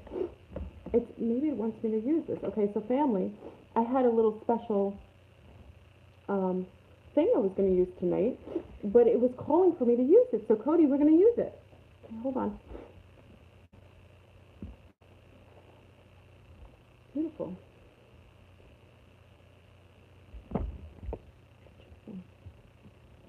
So Cody, this is what I had sitting next to me. Okay, Cody? You didn't know I had this next to me. So as you're asking the question, it kept falling near me. So this is a crystal ball for anyone who doesn't know. I love this. This is one of my many things that I have, and it's beautiful. And apparently, there needs to be a message that is scribed and not necessarily read from a card. This one wants you to actually get the message in a much more masterful way. So hold on, Cody. It's interesting that crystal ball just fell. It was falling. It kept falling. Like it wanted me to read it. Okay, so hold on, Cody. I want to be very mindful of everything. So let me put the cards away. I don't want to be messy when I do this. Okay. Oh, it's falling. It keeps moving. This is family. You don't see what I'm seeing right now. I'm holding it and it keeps knocking over. Okay, I'm taking too long, Cody. Hold on. I want to be right with this. I don't like doing things halfway. Okay, Cody? Okay. Wow. Now this is something that they wanted you to get. Okay. Now this is fun because I can actually look into it and scribe. Cody, where are you again? Cody, let me see if Cody's in there. Cody, let me see you again. Let me see your full name. Where's Cody?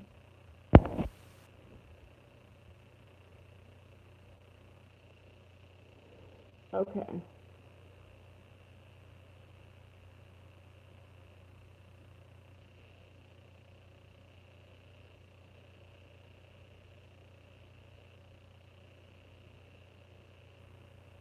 Cody Williams, thank you.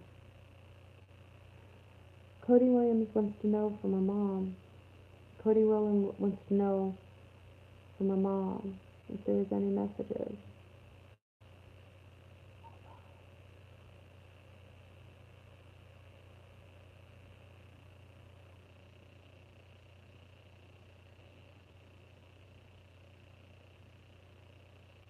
No, Cody? I'm getting chills, Cody. Why? Because there's a breeze in my room. And a voice.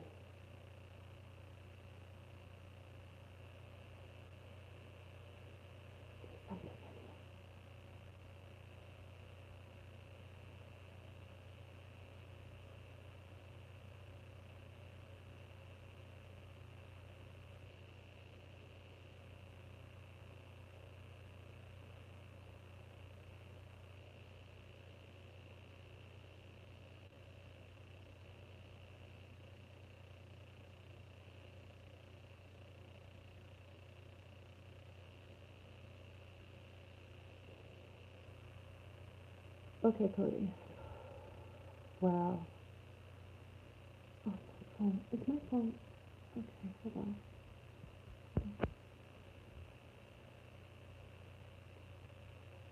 There's whispering in the room.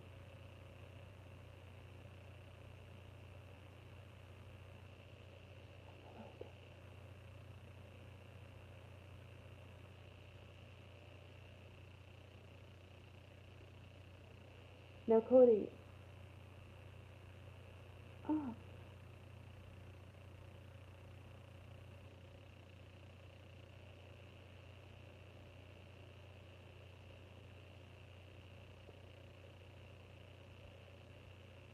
was it Cody? Can I ask you a question?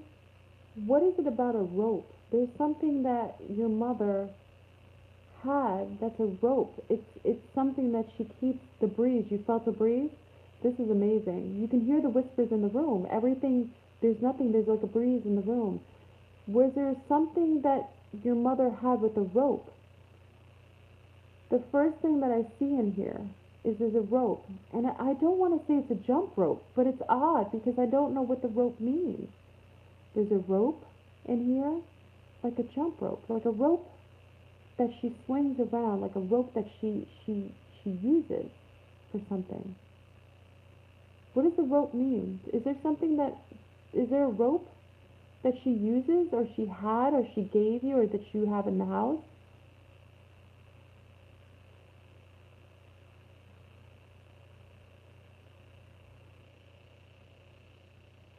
Was there a swing? Is there a swing outside your house? Like a rope swing? Was there a swing that your mom, that you were told that she used to swing you on? That's what the rope is. There's an old-fashioned swing that you can hear that there's something she used to swing you on a rope. It's going back and forth when you were a baby. I see a rope and it's two, it's not one. And it's old-fashioned. It's a threaded rope, like an old-fashioned rope. And you can feel her going back and forth. That's what the breeze is. Where's Cody? Cody, where are you?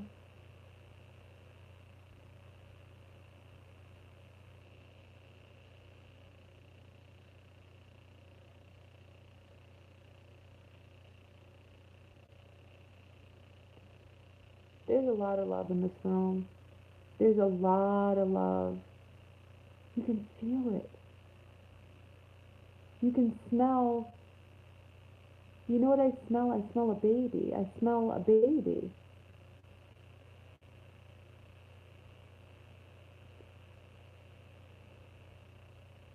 I can feel. Oh my gosh, this is beautiful. Okay, so Cody, I don't see Cody's comment here, and I don't want to upset. Okay, Cody, I'm gonna just tell you what I feel. I feel a lot of love. There's a swing in here. There's a swing going back and forth. It's a rope. It looked like a rope, but it's a swing. It's an old-fashioned swing. This is somewhere that she used to bring you not more than once. It was a regular thing. I don't know if it was on your property, if it was behind your house. It's where she brought you to put you to sleep. But I smell a baby. She still has that feeling of you when you were a baby. She still sees you as that. Her last memories of you is holding you on this swing, swinging back and forth. And I can smell you as a little newborn. I can feel your presence. I can feel the love in the room. I need Cody to answer FleurBrun. Yes.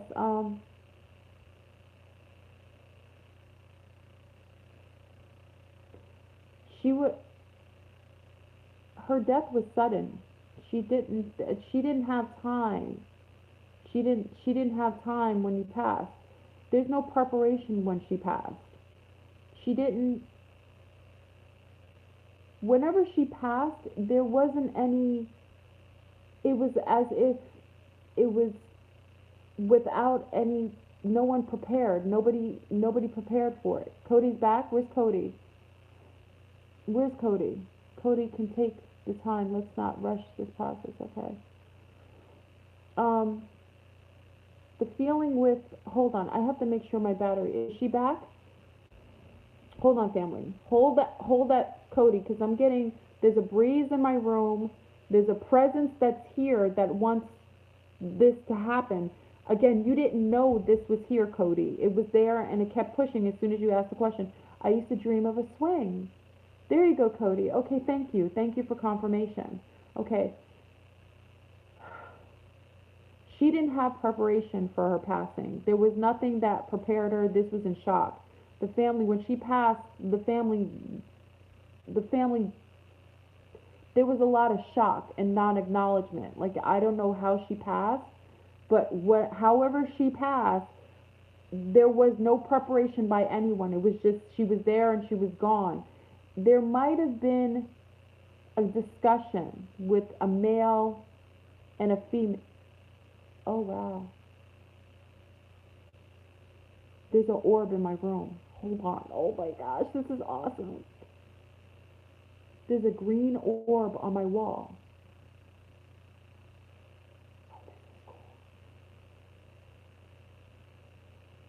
Okay, there's a discussion with a male and a female regarding your mother. It's it's a it's a secret. They have a secret conversation regarding your mother. Did they hide her being sick from the rest of the family? Was your mom sick?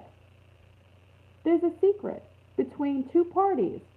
The man is maybe your father or the husband or a male figure that's young. He's not a grandfather, but the woman who is older, like a grandmother. It might have been your grandmother. There was a secret. There was no, there was a secret. They knew something. Others didn't know. Cody, can you confirm or deny? Because this is interesting because it feels like a secret. There were two parties. They talked behind. It's not behind anyone's back. They didn't want something to be known. Was your mommy sick? You're okay, Cody. And I know if it's too much for you, Cody, I understand. Just let me know if you want me to stop. I understand. I don't want to go further and just I don't want you to feel any way. So I know there's a presence here. It's beautiful. There's a greenish blue orb on my wall. There's a presence here. It's a lot of love in here. I smell a baby. I smell love. I see the swing in here.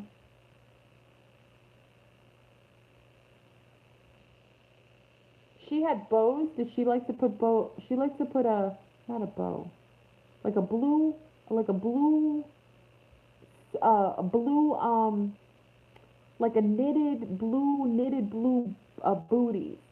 Somebody made you knitted bluish booties or like greenish booties, like something. Ah, there's booties, like cute little booties, handmade. Well, did your aunt make this for you? It was an auntie or a sister or somebody who made this. You can see the booties in here. Yeah. Ah, someone handmade that for you. Your mother wants you to remember that. She wants you to remember that because there's something. Look at that. I can see it. Yeah.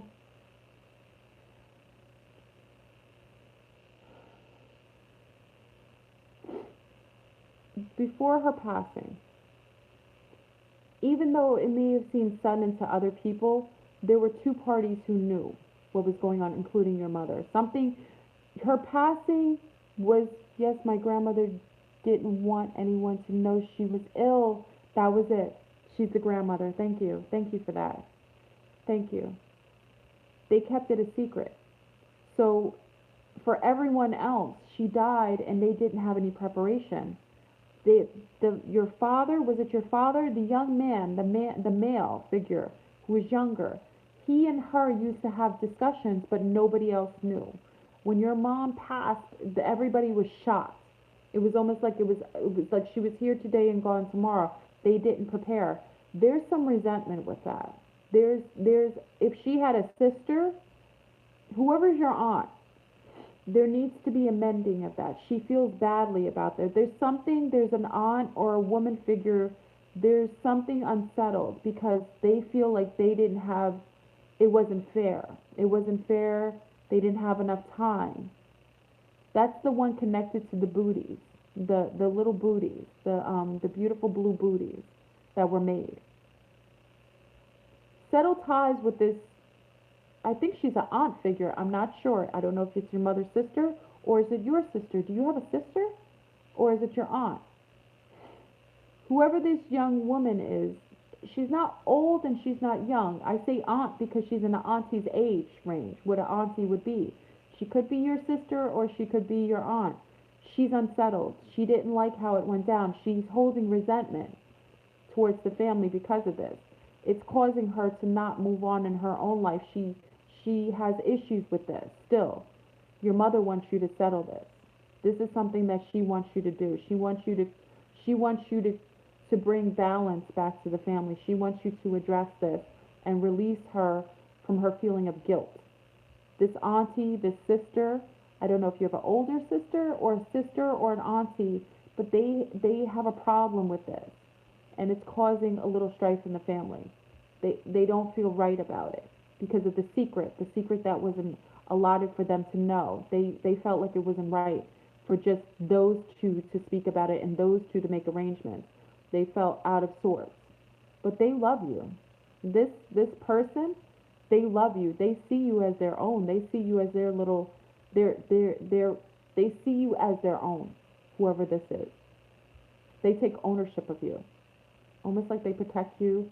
They watch from places that you don't even know they see. They look for you. They make sure that you're safe. They actually give you opportunities. I don't know if they've given you a job or if they talk to people to get you a job or they've encouraged you in school. There's something that they're doing that is promoted, that has propelled you in your life.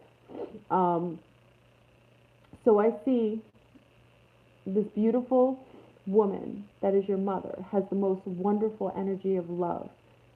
She didn't want to go. And she's always, I can see her. She smells you. She's around you all the time. The baby smell is all on me. You can smell that she was an attentive mother. She has the scent of you all over her still. That means she's around you. Know that she loves you. She doesn't have to say it. I can feel it. It's beautiful, Cody. So if you ever thought any different, no. And she knew what this is and what this was. I have two sisters, but my aunt was a teenager at the time. That's it. Okay, Cody, that's the one. Okay, that's the one. Settle what's going on with Auntie. She didn't like how it went down. Maybe your mother was maybe your mother was like a mentor to her. She meant a lot to her. She leaned on her for resolve. Um, I want you to resolve that, to settle her mind. She loves you though. This auntie loves you.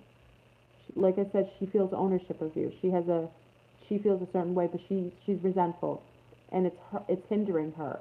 It's not allowing her to move forward in life. I don't know if she has a drug or drinking problem, or she does things because she has a habit that numbs her from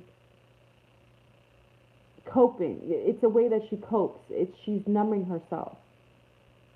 You're the only one that she'll listen to. So I hope this is helpful. Cody, you're loved. Your mom loves you. You can feel it all over. The beautiful swing. She used to swing back and forth. The blue booties.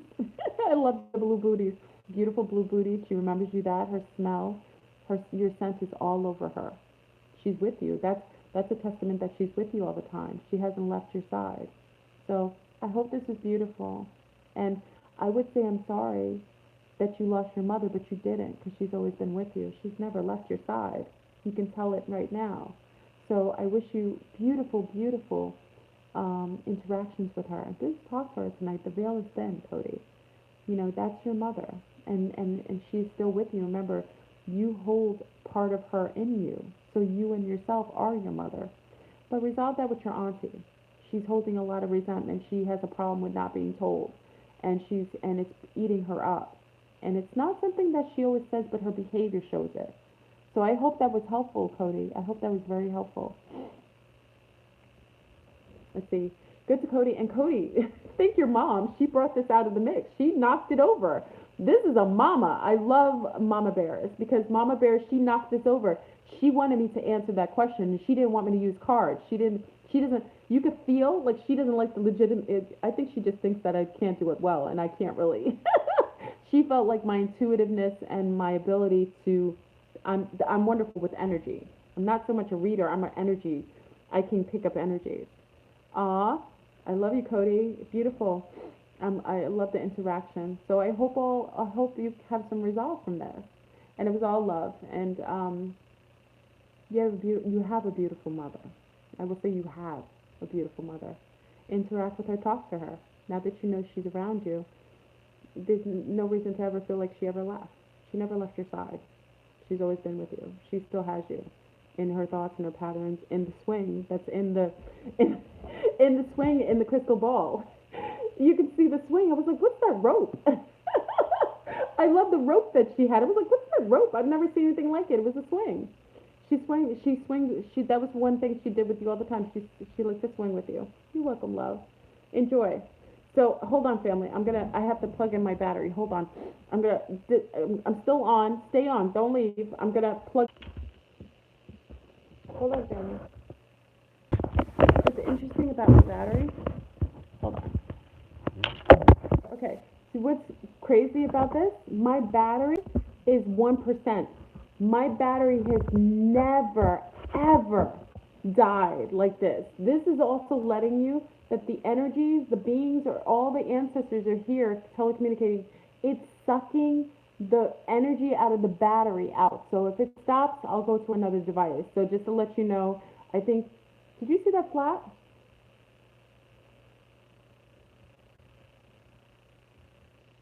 We've got a lot going on tonight.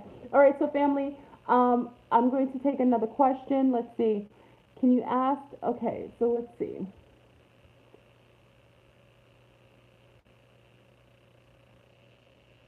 Okay, hold on. I'm going to have to, remember, I have to take a question. I know there's so many people who have questions. Hold on.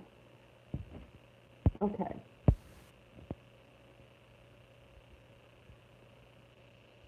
Mandy. Okay. Mandy from Cypher wants to know if there's a message from her daddy. Okay, this is beautiful. I'm going to, hold on. Let's do intuitively. Let's do it intuitive again. Let's use our crystal ball tonight. You know, I rarely use it, except when I'm doing stuff at home. I think it's a lot of fun. Let me see what I see, Mandy. So we want to know if Mandy's daddy has any messages for her. Mandy's father.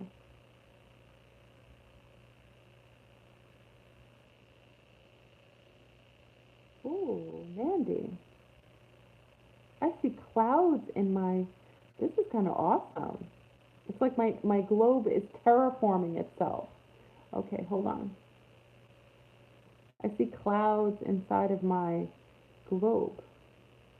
Any messages from Mandy's father?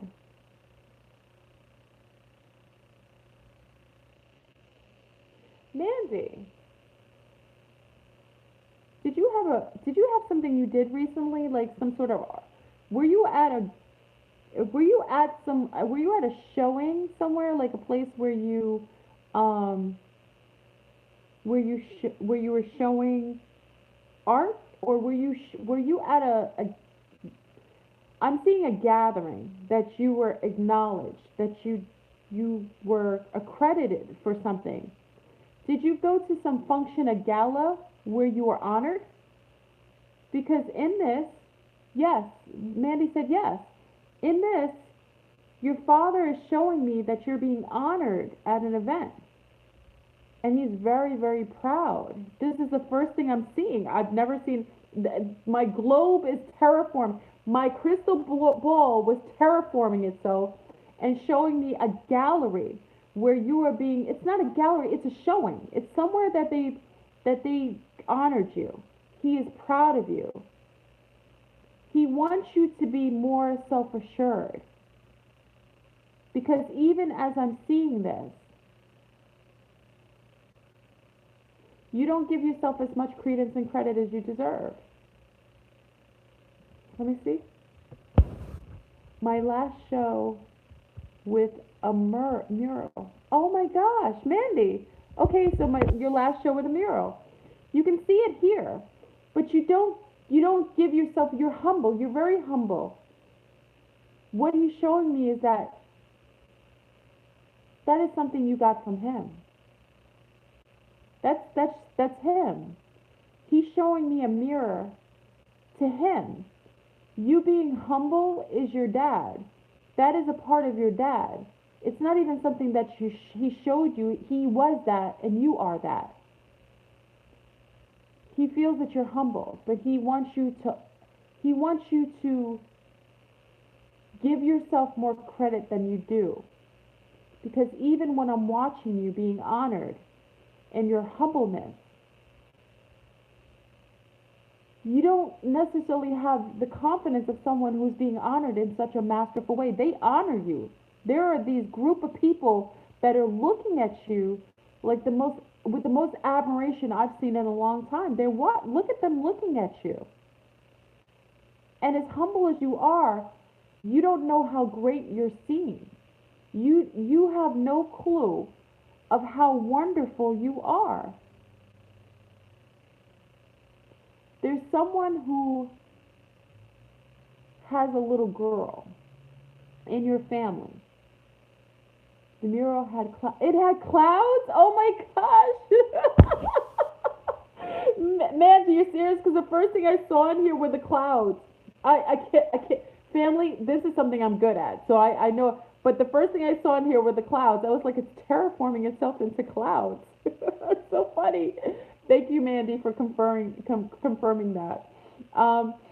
There's a little girl, Mandy. I don't know if she's a family member's daughter. She may have a disability or not. You're supposed to do something with this little girl. The strength that you don't give yourself credit for, it will show up in how you help. You're going to assist this little girl. I don't know if she's a family member's little girl. She has some sort of disability. I don't know if she can't move her arm. I don't know if her arm is shorter. She has something physically that doesn't make her lesser. It just makes her different and unique. So there's a physical thing that goes on with her. And again, I don't know if it's a family member's child. I don't know if it's a... But the little girl looks up to you. This little girl is someone that you're supposed to mentor. I don't know how it comes upon, but you see yourself in her. In the assistance of this little girl, and I see your father. Oh my God. Your father did what you're going to do. What you do visually with art is one of something else that you're going to be drawn into, and it was meant for you to have this gift to bring about healing in a whole nother way. The way that your father healed people with his philanthropy, with his words, with his donation of his time, you are going to do the same, but how it starts is through your art. And it will bring people to you that need healing. So what you think is your career is a catapult and moving you into a placement that will allow you to help children that have what people consider to be handicaps. They're smart. This little girl is the first start. She's the one. Your dad is watching you do what he used to do with this little girl. Whoever she is, she's an old soul. She is an ancestor come back in incarnation. She is someone that you knew in another life that assisted you. She chose this form in order to gift you with propelling you into ownership of your goddessness. She did this for you. She's going to do this to you. You haven't even done it yet. It's a little girl. She has a disability. You haven't seen her yet. I see it here. This is amazing. She's either a friend, she's a colleague's daughter, someone maybe connected to your family. Maybe it's a cousin who brings her to you through another friendship. This little girl is somebody that you haven't touched yet. You haven't seen her yet. But that little girl is the one. She is the one who's going to make you own the goddess in you.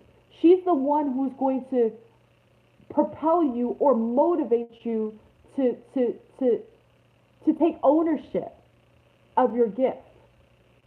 Your Father says that is Him in you. He sees Himself in you.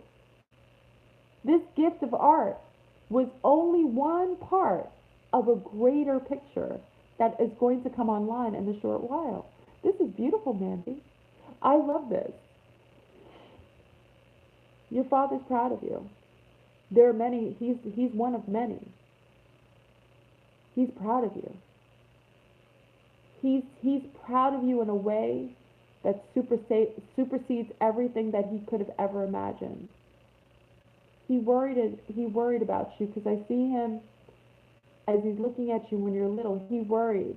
He worried about you being in the world that wasn't safe, that wasn't friendly. He worried about how you would translate in a world that wasn't compassionate enough for you. He felt bad sometimes that the world that he knew could be something that he felt you weren't prepared for. But you superseded his expectations in all that you do now. But it gets way more profound in the next year or two. I look forward to hearing about this little girl. She's a very gifted soul. This is an old soul. This is one of your old teachers. This is somebody in a previous incarnation that was one of your teachers. You were a student to this one. And they've come in a form that is what people would consider to be debilitated purposefully to propel you to your goddessship. That's all they do. They came here in this form as this little girl. She is not a little girl. She is an old soul. She came here specifically to propel you into your goddesshood. This is a gift. She's coming in this body as a gift to you, in order for you to be all that you were created to be. She's the one who makes you into the goddess. You already goddess. You already have it. She's the one who allows you to see it in you. And it's going to be through her eyes that you see it and you own it. And this is going to be where your life does a total change. You're going to incorporate what you already do masterfully, but it's going to be propelled in another arena that you never thought you would go into. And it's what your Father never ever thought or intended, and he is so proud, because this is everything that he represented in his life. This is why they honor him to this day. This is why there are nations who have his name on their wall, because of the philanthropist, the kind of being that gift of giving that does not come with regular beings, that comes with only God. Only those spirits and those angels that come into physical form to transmute and to transcend humanity into higher realms of consciousness. This is your Father, Mandy, and that's who you are. I hope that was great. I hope that was okay. Thank you, Mandy. I never saw clouds in here before. This is awesome. Okay. Okay, let me see.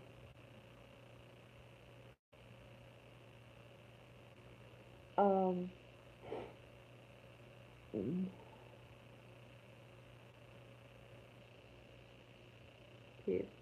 okay, hold on.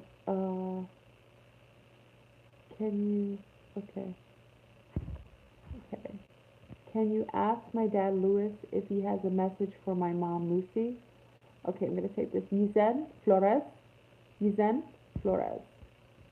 Can you ask my dad, Louis, if he has a message for my mom? All right, let's go.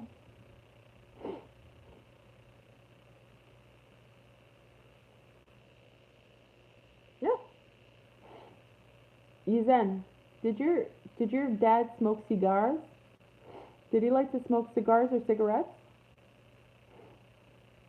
I smell it in my room. Yizen, I want to confirm that. That's him. Did he smoke cigars or cigarettes? He smells like it. Yes, okay.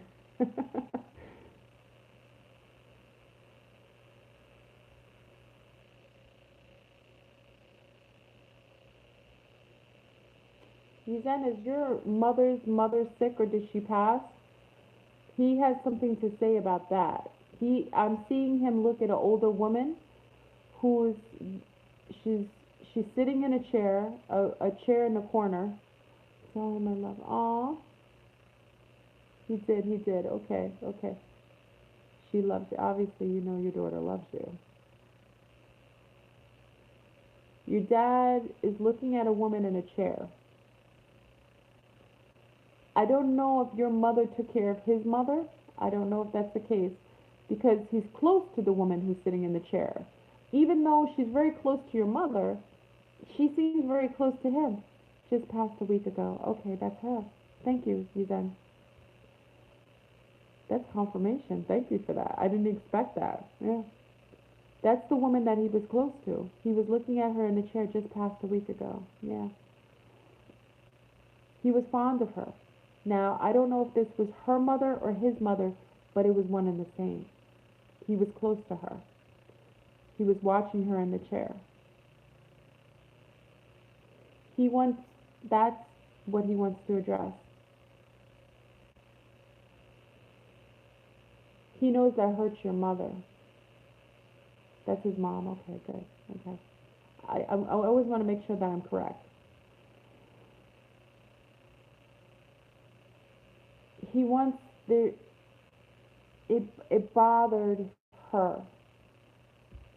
I don't know if your mother felt like I can see she worried about this. She wanted, because he's not around, she felt responsible for all that she felt responsible for his mother. She wanted to make sure that she would live a certain way. She wanted to she feels somewhat more saddened than she should because her leaving made her feel like she didn't do enough. That's the feeling. She feels like, even though she did, you can see it in here. It wasn't that she didn't do enough, but in her, it was like him. Her being around was like him being around. So it's weird in an odd way. She transmuted, she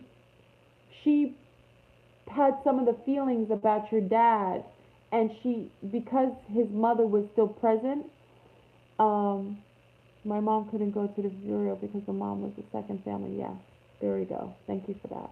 Thank you. She feels away. She felt like that was his lifeline to her, and because he passed, it devastated her heart. She has a problem with that. That is her biggest problem. Your father says you need to release her from that. It was her time. Tell him that tell her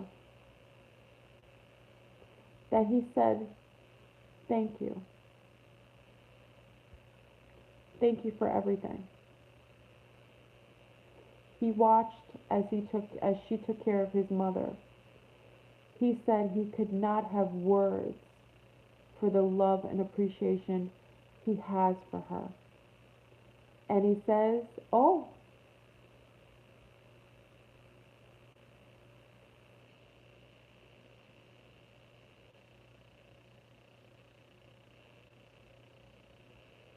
there's a there's a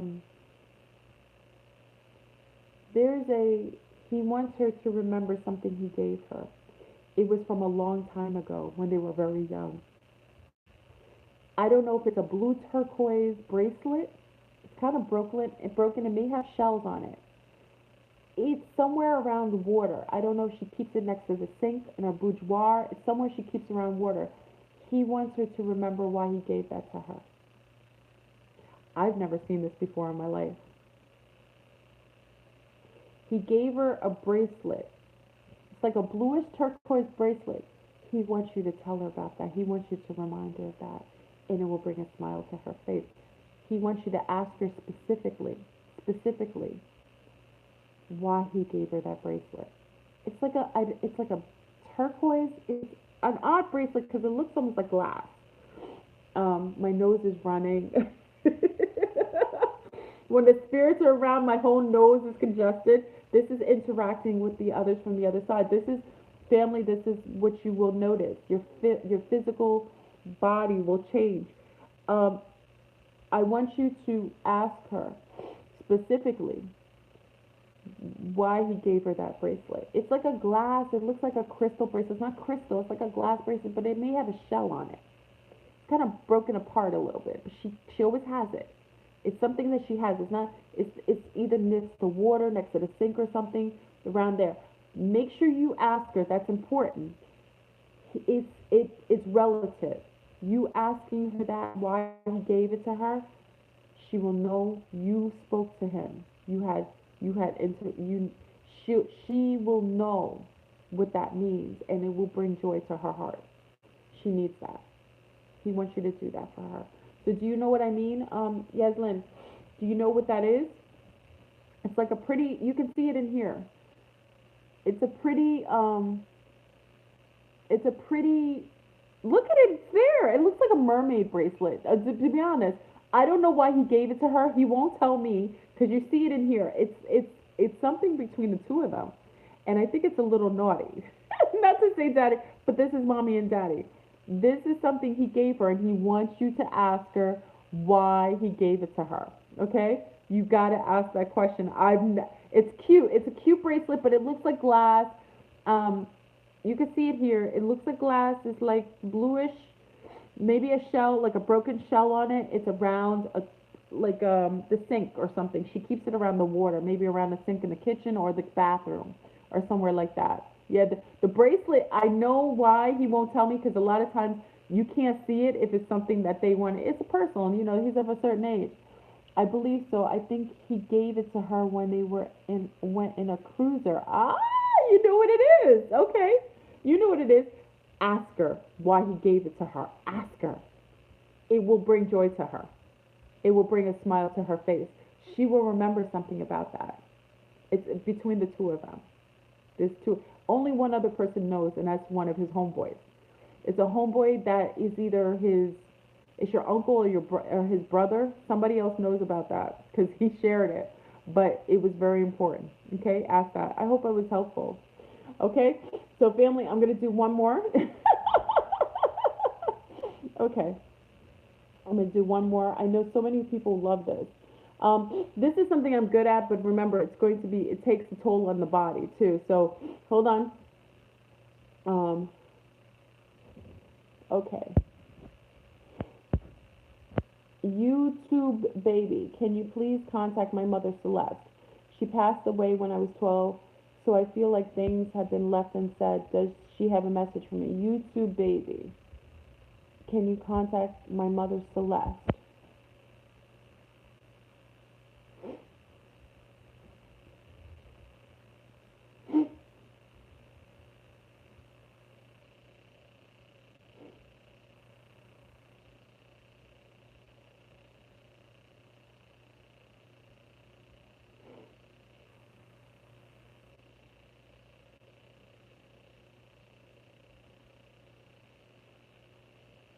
Okay.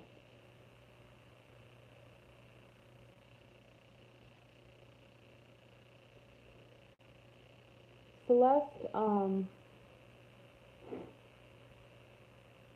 she has regrets. She hasn't transitioned. This is a soul. She hasn't. She's still in the She's still in purgatory. Your mom. Where's hold on. Hold on.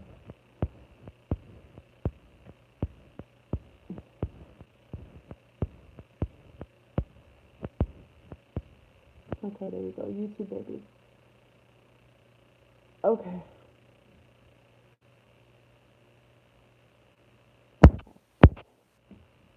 YouTube baby. We're on YouTube, so I'm gonna be certain things. There's a lot of things that she regrets. She's not. She hasn't transcended to a point of resolvement. So she's still having human emotions. She still has human thoughts and patterns still. Um, You could just answer yes or no. Did your mom struggle with perhaps an addiction to something? Did she have an addiction? You could just answer yes or no. I want to make sure. Um,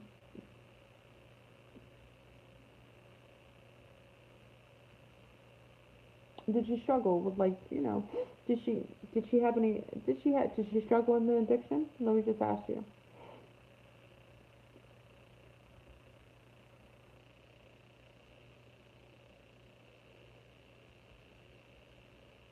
Okay.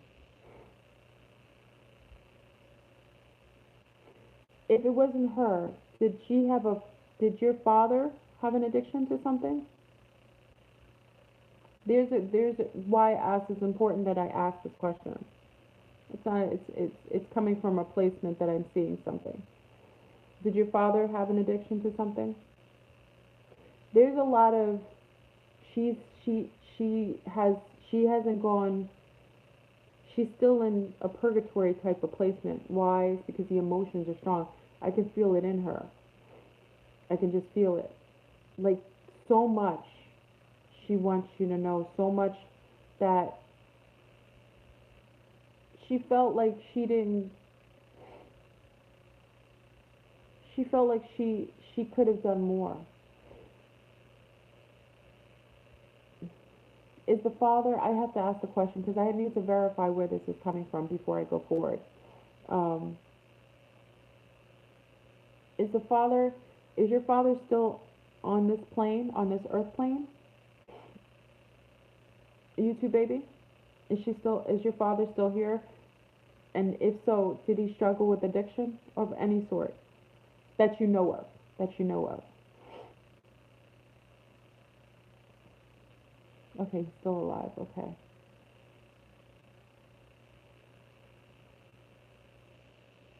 All right. Okay. Um, okay, that's where it's coming from. Thank you. Thank you, baby. Whenever I see something like that, I want to be sensitive about it because I don't know where it's coming from. She's showing me that. So I asked if it was her. So I knew it was something that was relative and it's coming from him. Uh, she felt that her choices made your life and her life so much more difficult. She doesn't regret as much as she's unable to move past some of the decisions she's made. It's not that she regrets it, but some of the decisions she's made said she thinks she knows she made your life harder. She wants you to know, oh, wait. Skates. Okay, skating. Did you like skating? It was something you did with her? Did you skate when you were little? I see skates. Did you like skating? Or you had skates or something? Is something did she buy your skates or you just go skating? Is that you? Can you confirm that? Roller skating. Okay, okay. She's showing me the skates. Okay, so that's a fond memory. And what's interesting about she's showing me the skates, she says that's the time when you used to go skating, that's the time when she felt the most joy. Like something about you skating or wherever that came from, or you buying you skates, those skates were important. Something about skating was important to you and to her. She takes pride in that. Like the first thing she's showing me is skates. She's showing you the skates, and that's something big. That's a big deal to you and her, some way. Um, it's actually, I can feel joy. Like, that's crazy. I can feel the joy in the skates, whatever that is. It's something bigger than what I deem skates to be for you two. Um, she's sorry. She's sorry you saw things that she felt that weren't right for you to see from too young. She apologizes about that. She says you were too young for certain things to know certain things. She felt like you saw and experienced things that you shouldn't from young. She's apologetic about that. She's shaking her head. That's not something she wanted for her daughter. She wanted more. Do you have a brother? Is he good? Do you have a brother? Or does she have a younger brother? It's either your brother or her younger brother. Who's the boy? Who's the male? It's either your brother or her younger brother. Does she have a brother or do you have a brother? My mother loved skating and my grandmother brought me skates that I still have to this day. Thank you, YouTube baby. Thank you, YouTube baby. The skates are amazing. Once you see the skates, I love my crystal ball. Let me just tell you.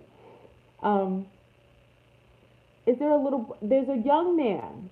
He's not a little boy anymore. And here she sees him as a little boy.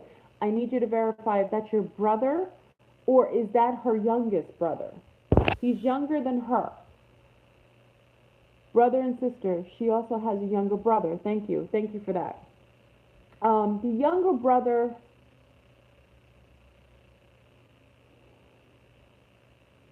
she's worried about him.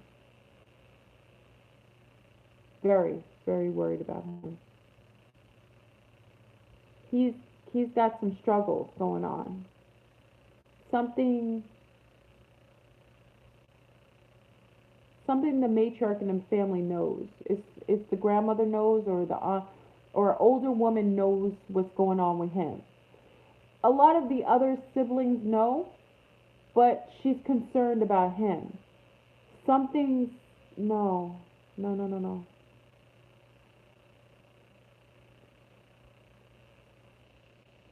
Where are you? Uh,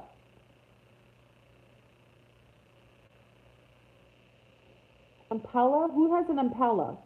Does he have an Impala car? Impala? Do you know? I've never heard Impala. Is that like a West Coast car, like an Impala? Does someone know what that is? An Impala, is that a car? Like an old-fashioned car, like a blue Impala? Does he have that? Who has that car? Impala. Who has that car? Somebody has that car. Is it a blue Impala or it looks like one? YouTube baby? Car, cops are cars are Impalas. There's an Impala. It's a car? Okay. YouTube baby, where are you? Does someone you know, does your uncle have a blue Impala? Or does he have one?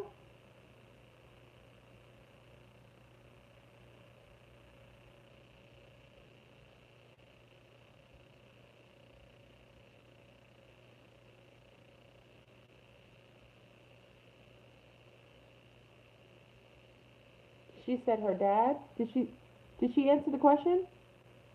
She said her dad?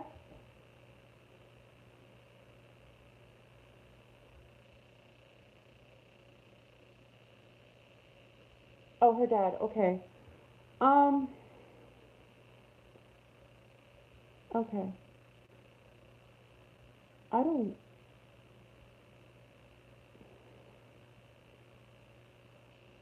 All right. Okay, listen to me, love. She's worried about that car. Something's wrong. Something's gonna happen with the car. I'm telling you this because this is what she's showing me. I don't like to do this because I don't think it's right. I don't like to give this kind of imagery. I don't like when they try to tell you the future because, but she wants you to know this because this is important. That car, him being in that car is not good. Something's going to happen in the car. That Impala, it's not good. Uh,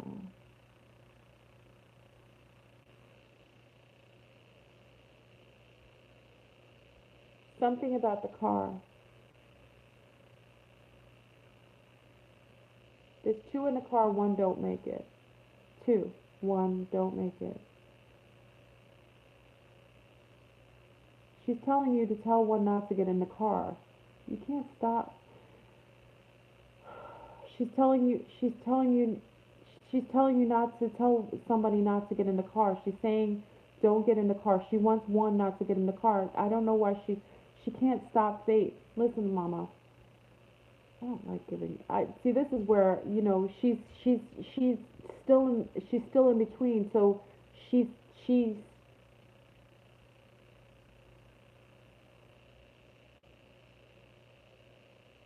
whoever's called Junior. Tell him not to get in the car.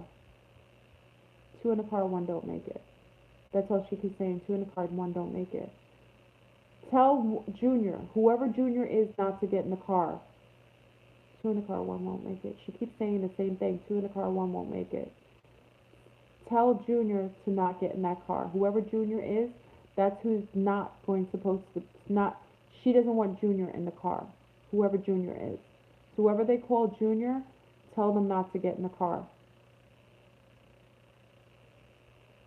Two in the car, one won't make it.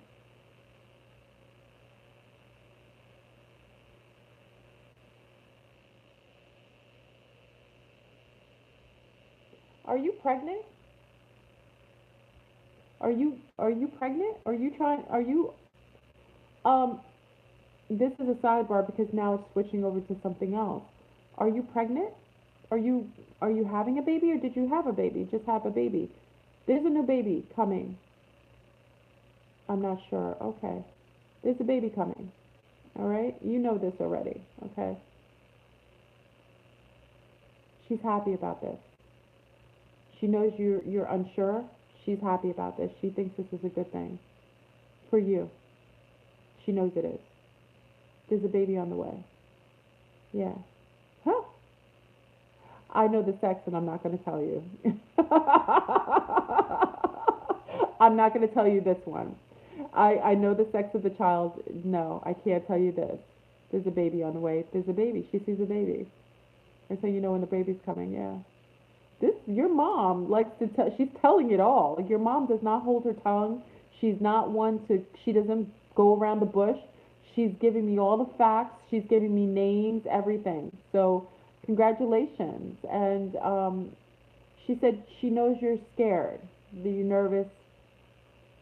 She said this is good for you. She said she knows it's good for you. She said it's healing for you. She said the family will come together. I can't tell you the sex. No, I won't do that because it's. I see it, and this is something special. Why I won't do it is because there's something special with this. Yeah, it's special. It's special. Yeah. All right. I hope I was helpful. I don't want to go. Okay, my nose is clogged up. I'm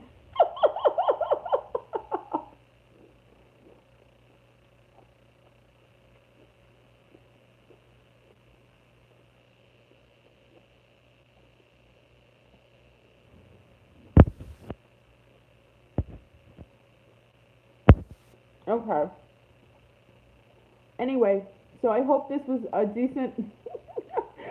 This is a decent one. I know that you guys want me to go on and on. I can't do anymore. My nose is clogged up. I hope this was. His sister is pregnant. Oh wait, whose sister's pregnant? Hold on. Wait a second.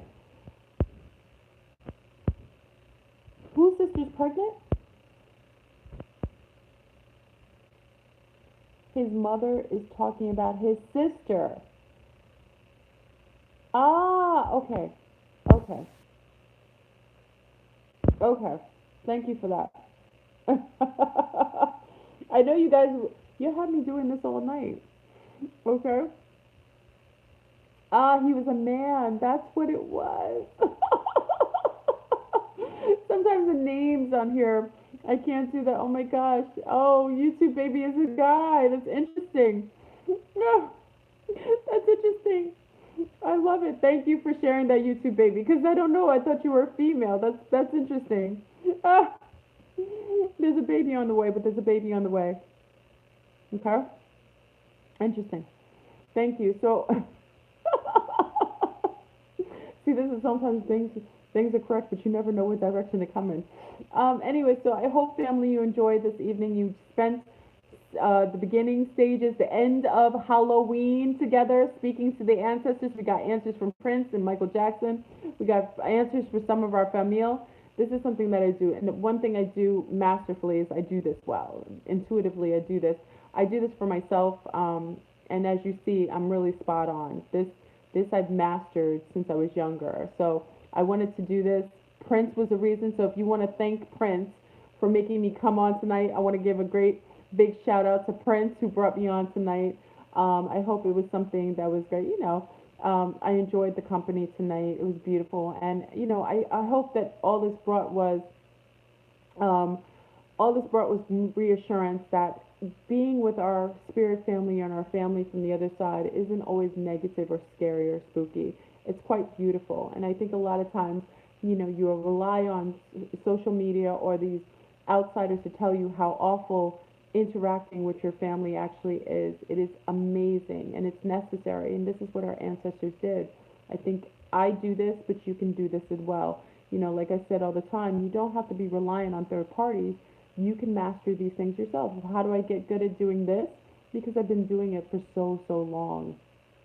I've been doing this for myself because I stopped relying on outsiders telling me about myself. I relied on myself to tell me about myself. So I'm glad you enjoyed. I hope that you all enjoy All Saints Day. Please send out good energy to all the children that have been abducted or maybe harmed on this day. We want to send out our energies. My nose is running. And the spirit realm, all this interaction through the plasma, the plasma is making my nose run. I love it. So practice, practice, practice. I do nothing more than you can do exactly what I do. I'm not as great at the cards for reading for people, but I'm really masterful at using the crystal ball. It really works. So, have a wonderful night. Enjoy. For those West Coasters, it's still early for you. For us East Coasters, this is our bedtime. And, you know, contact and speak to your ancestors. They're always listening and they're there. And you ask and you shall receive. All right? So I love you, family. Have a wonderful evening and peace.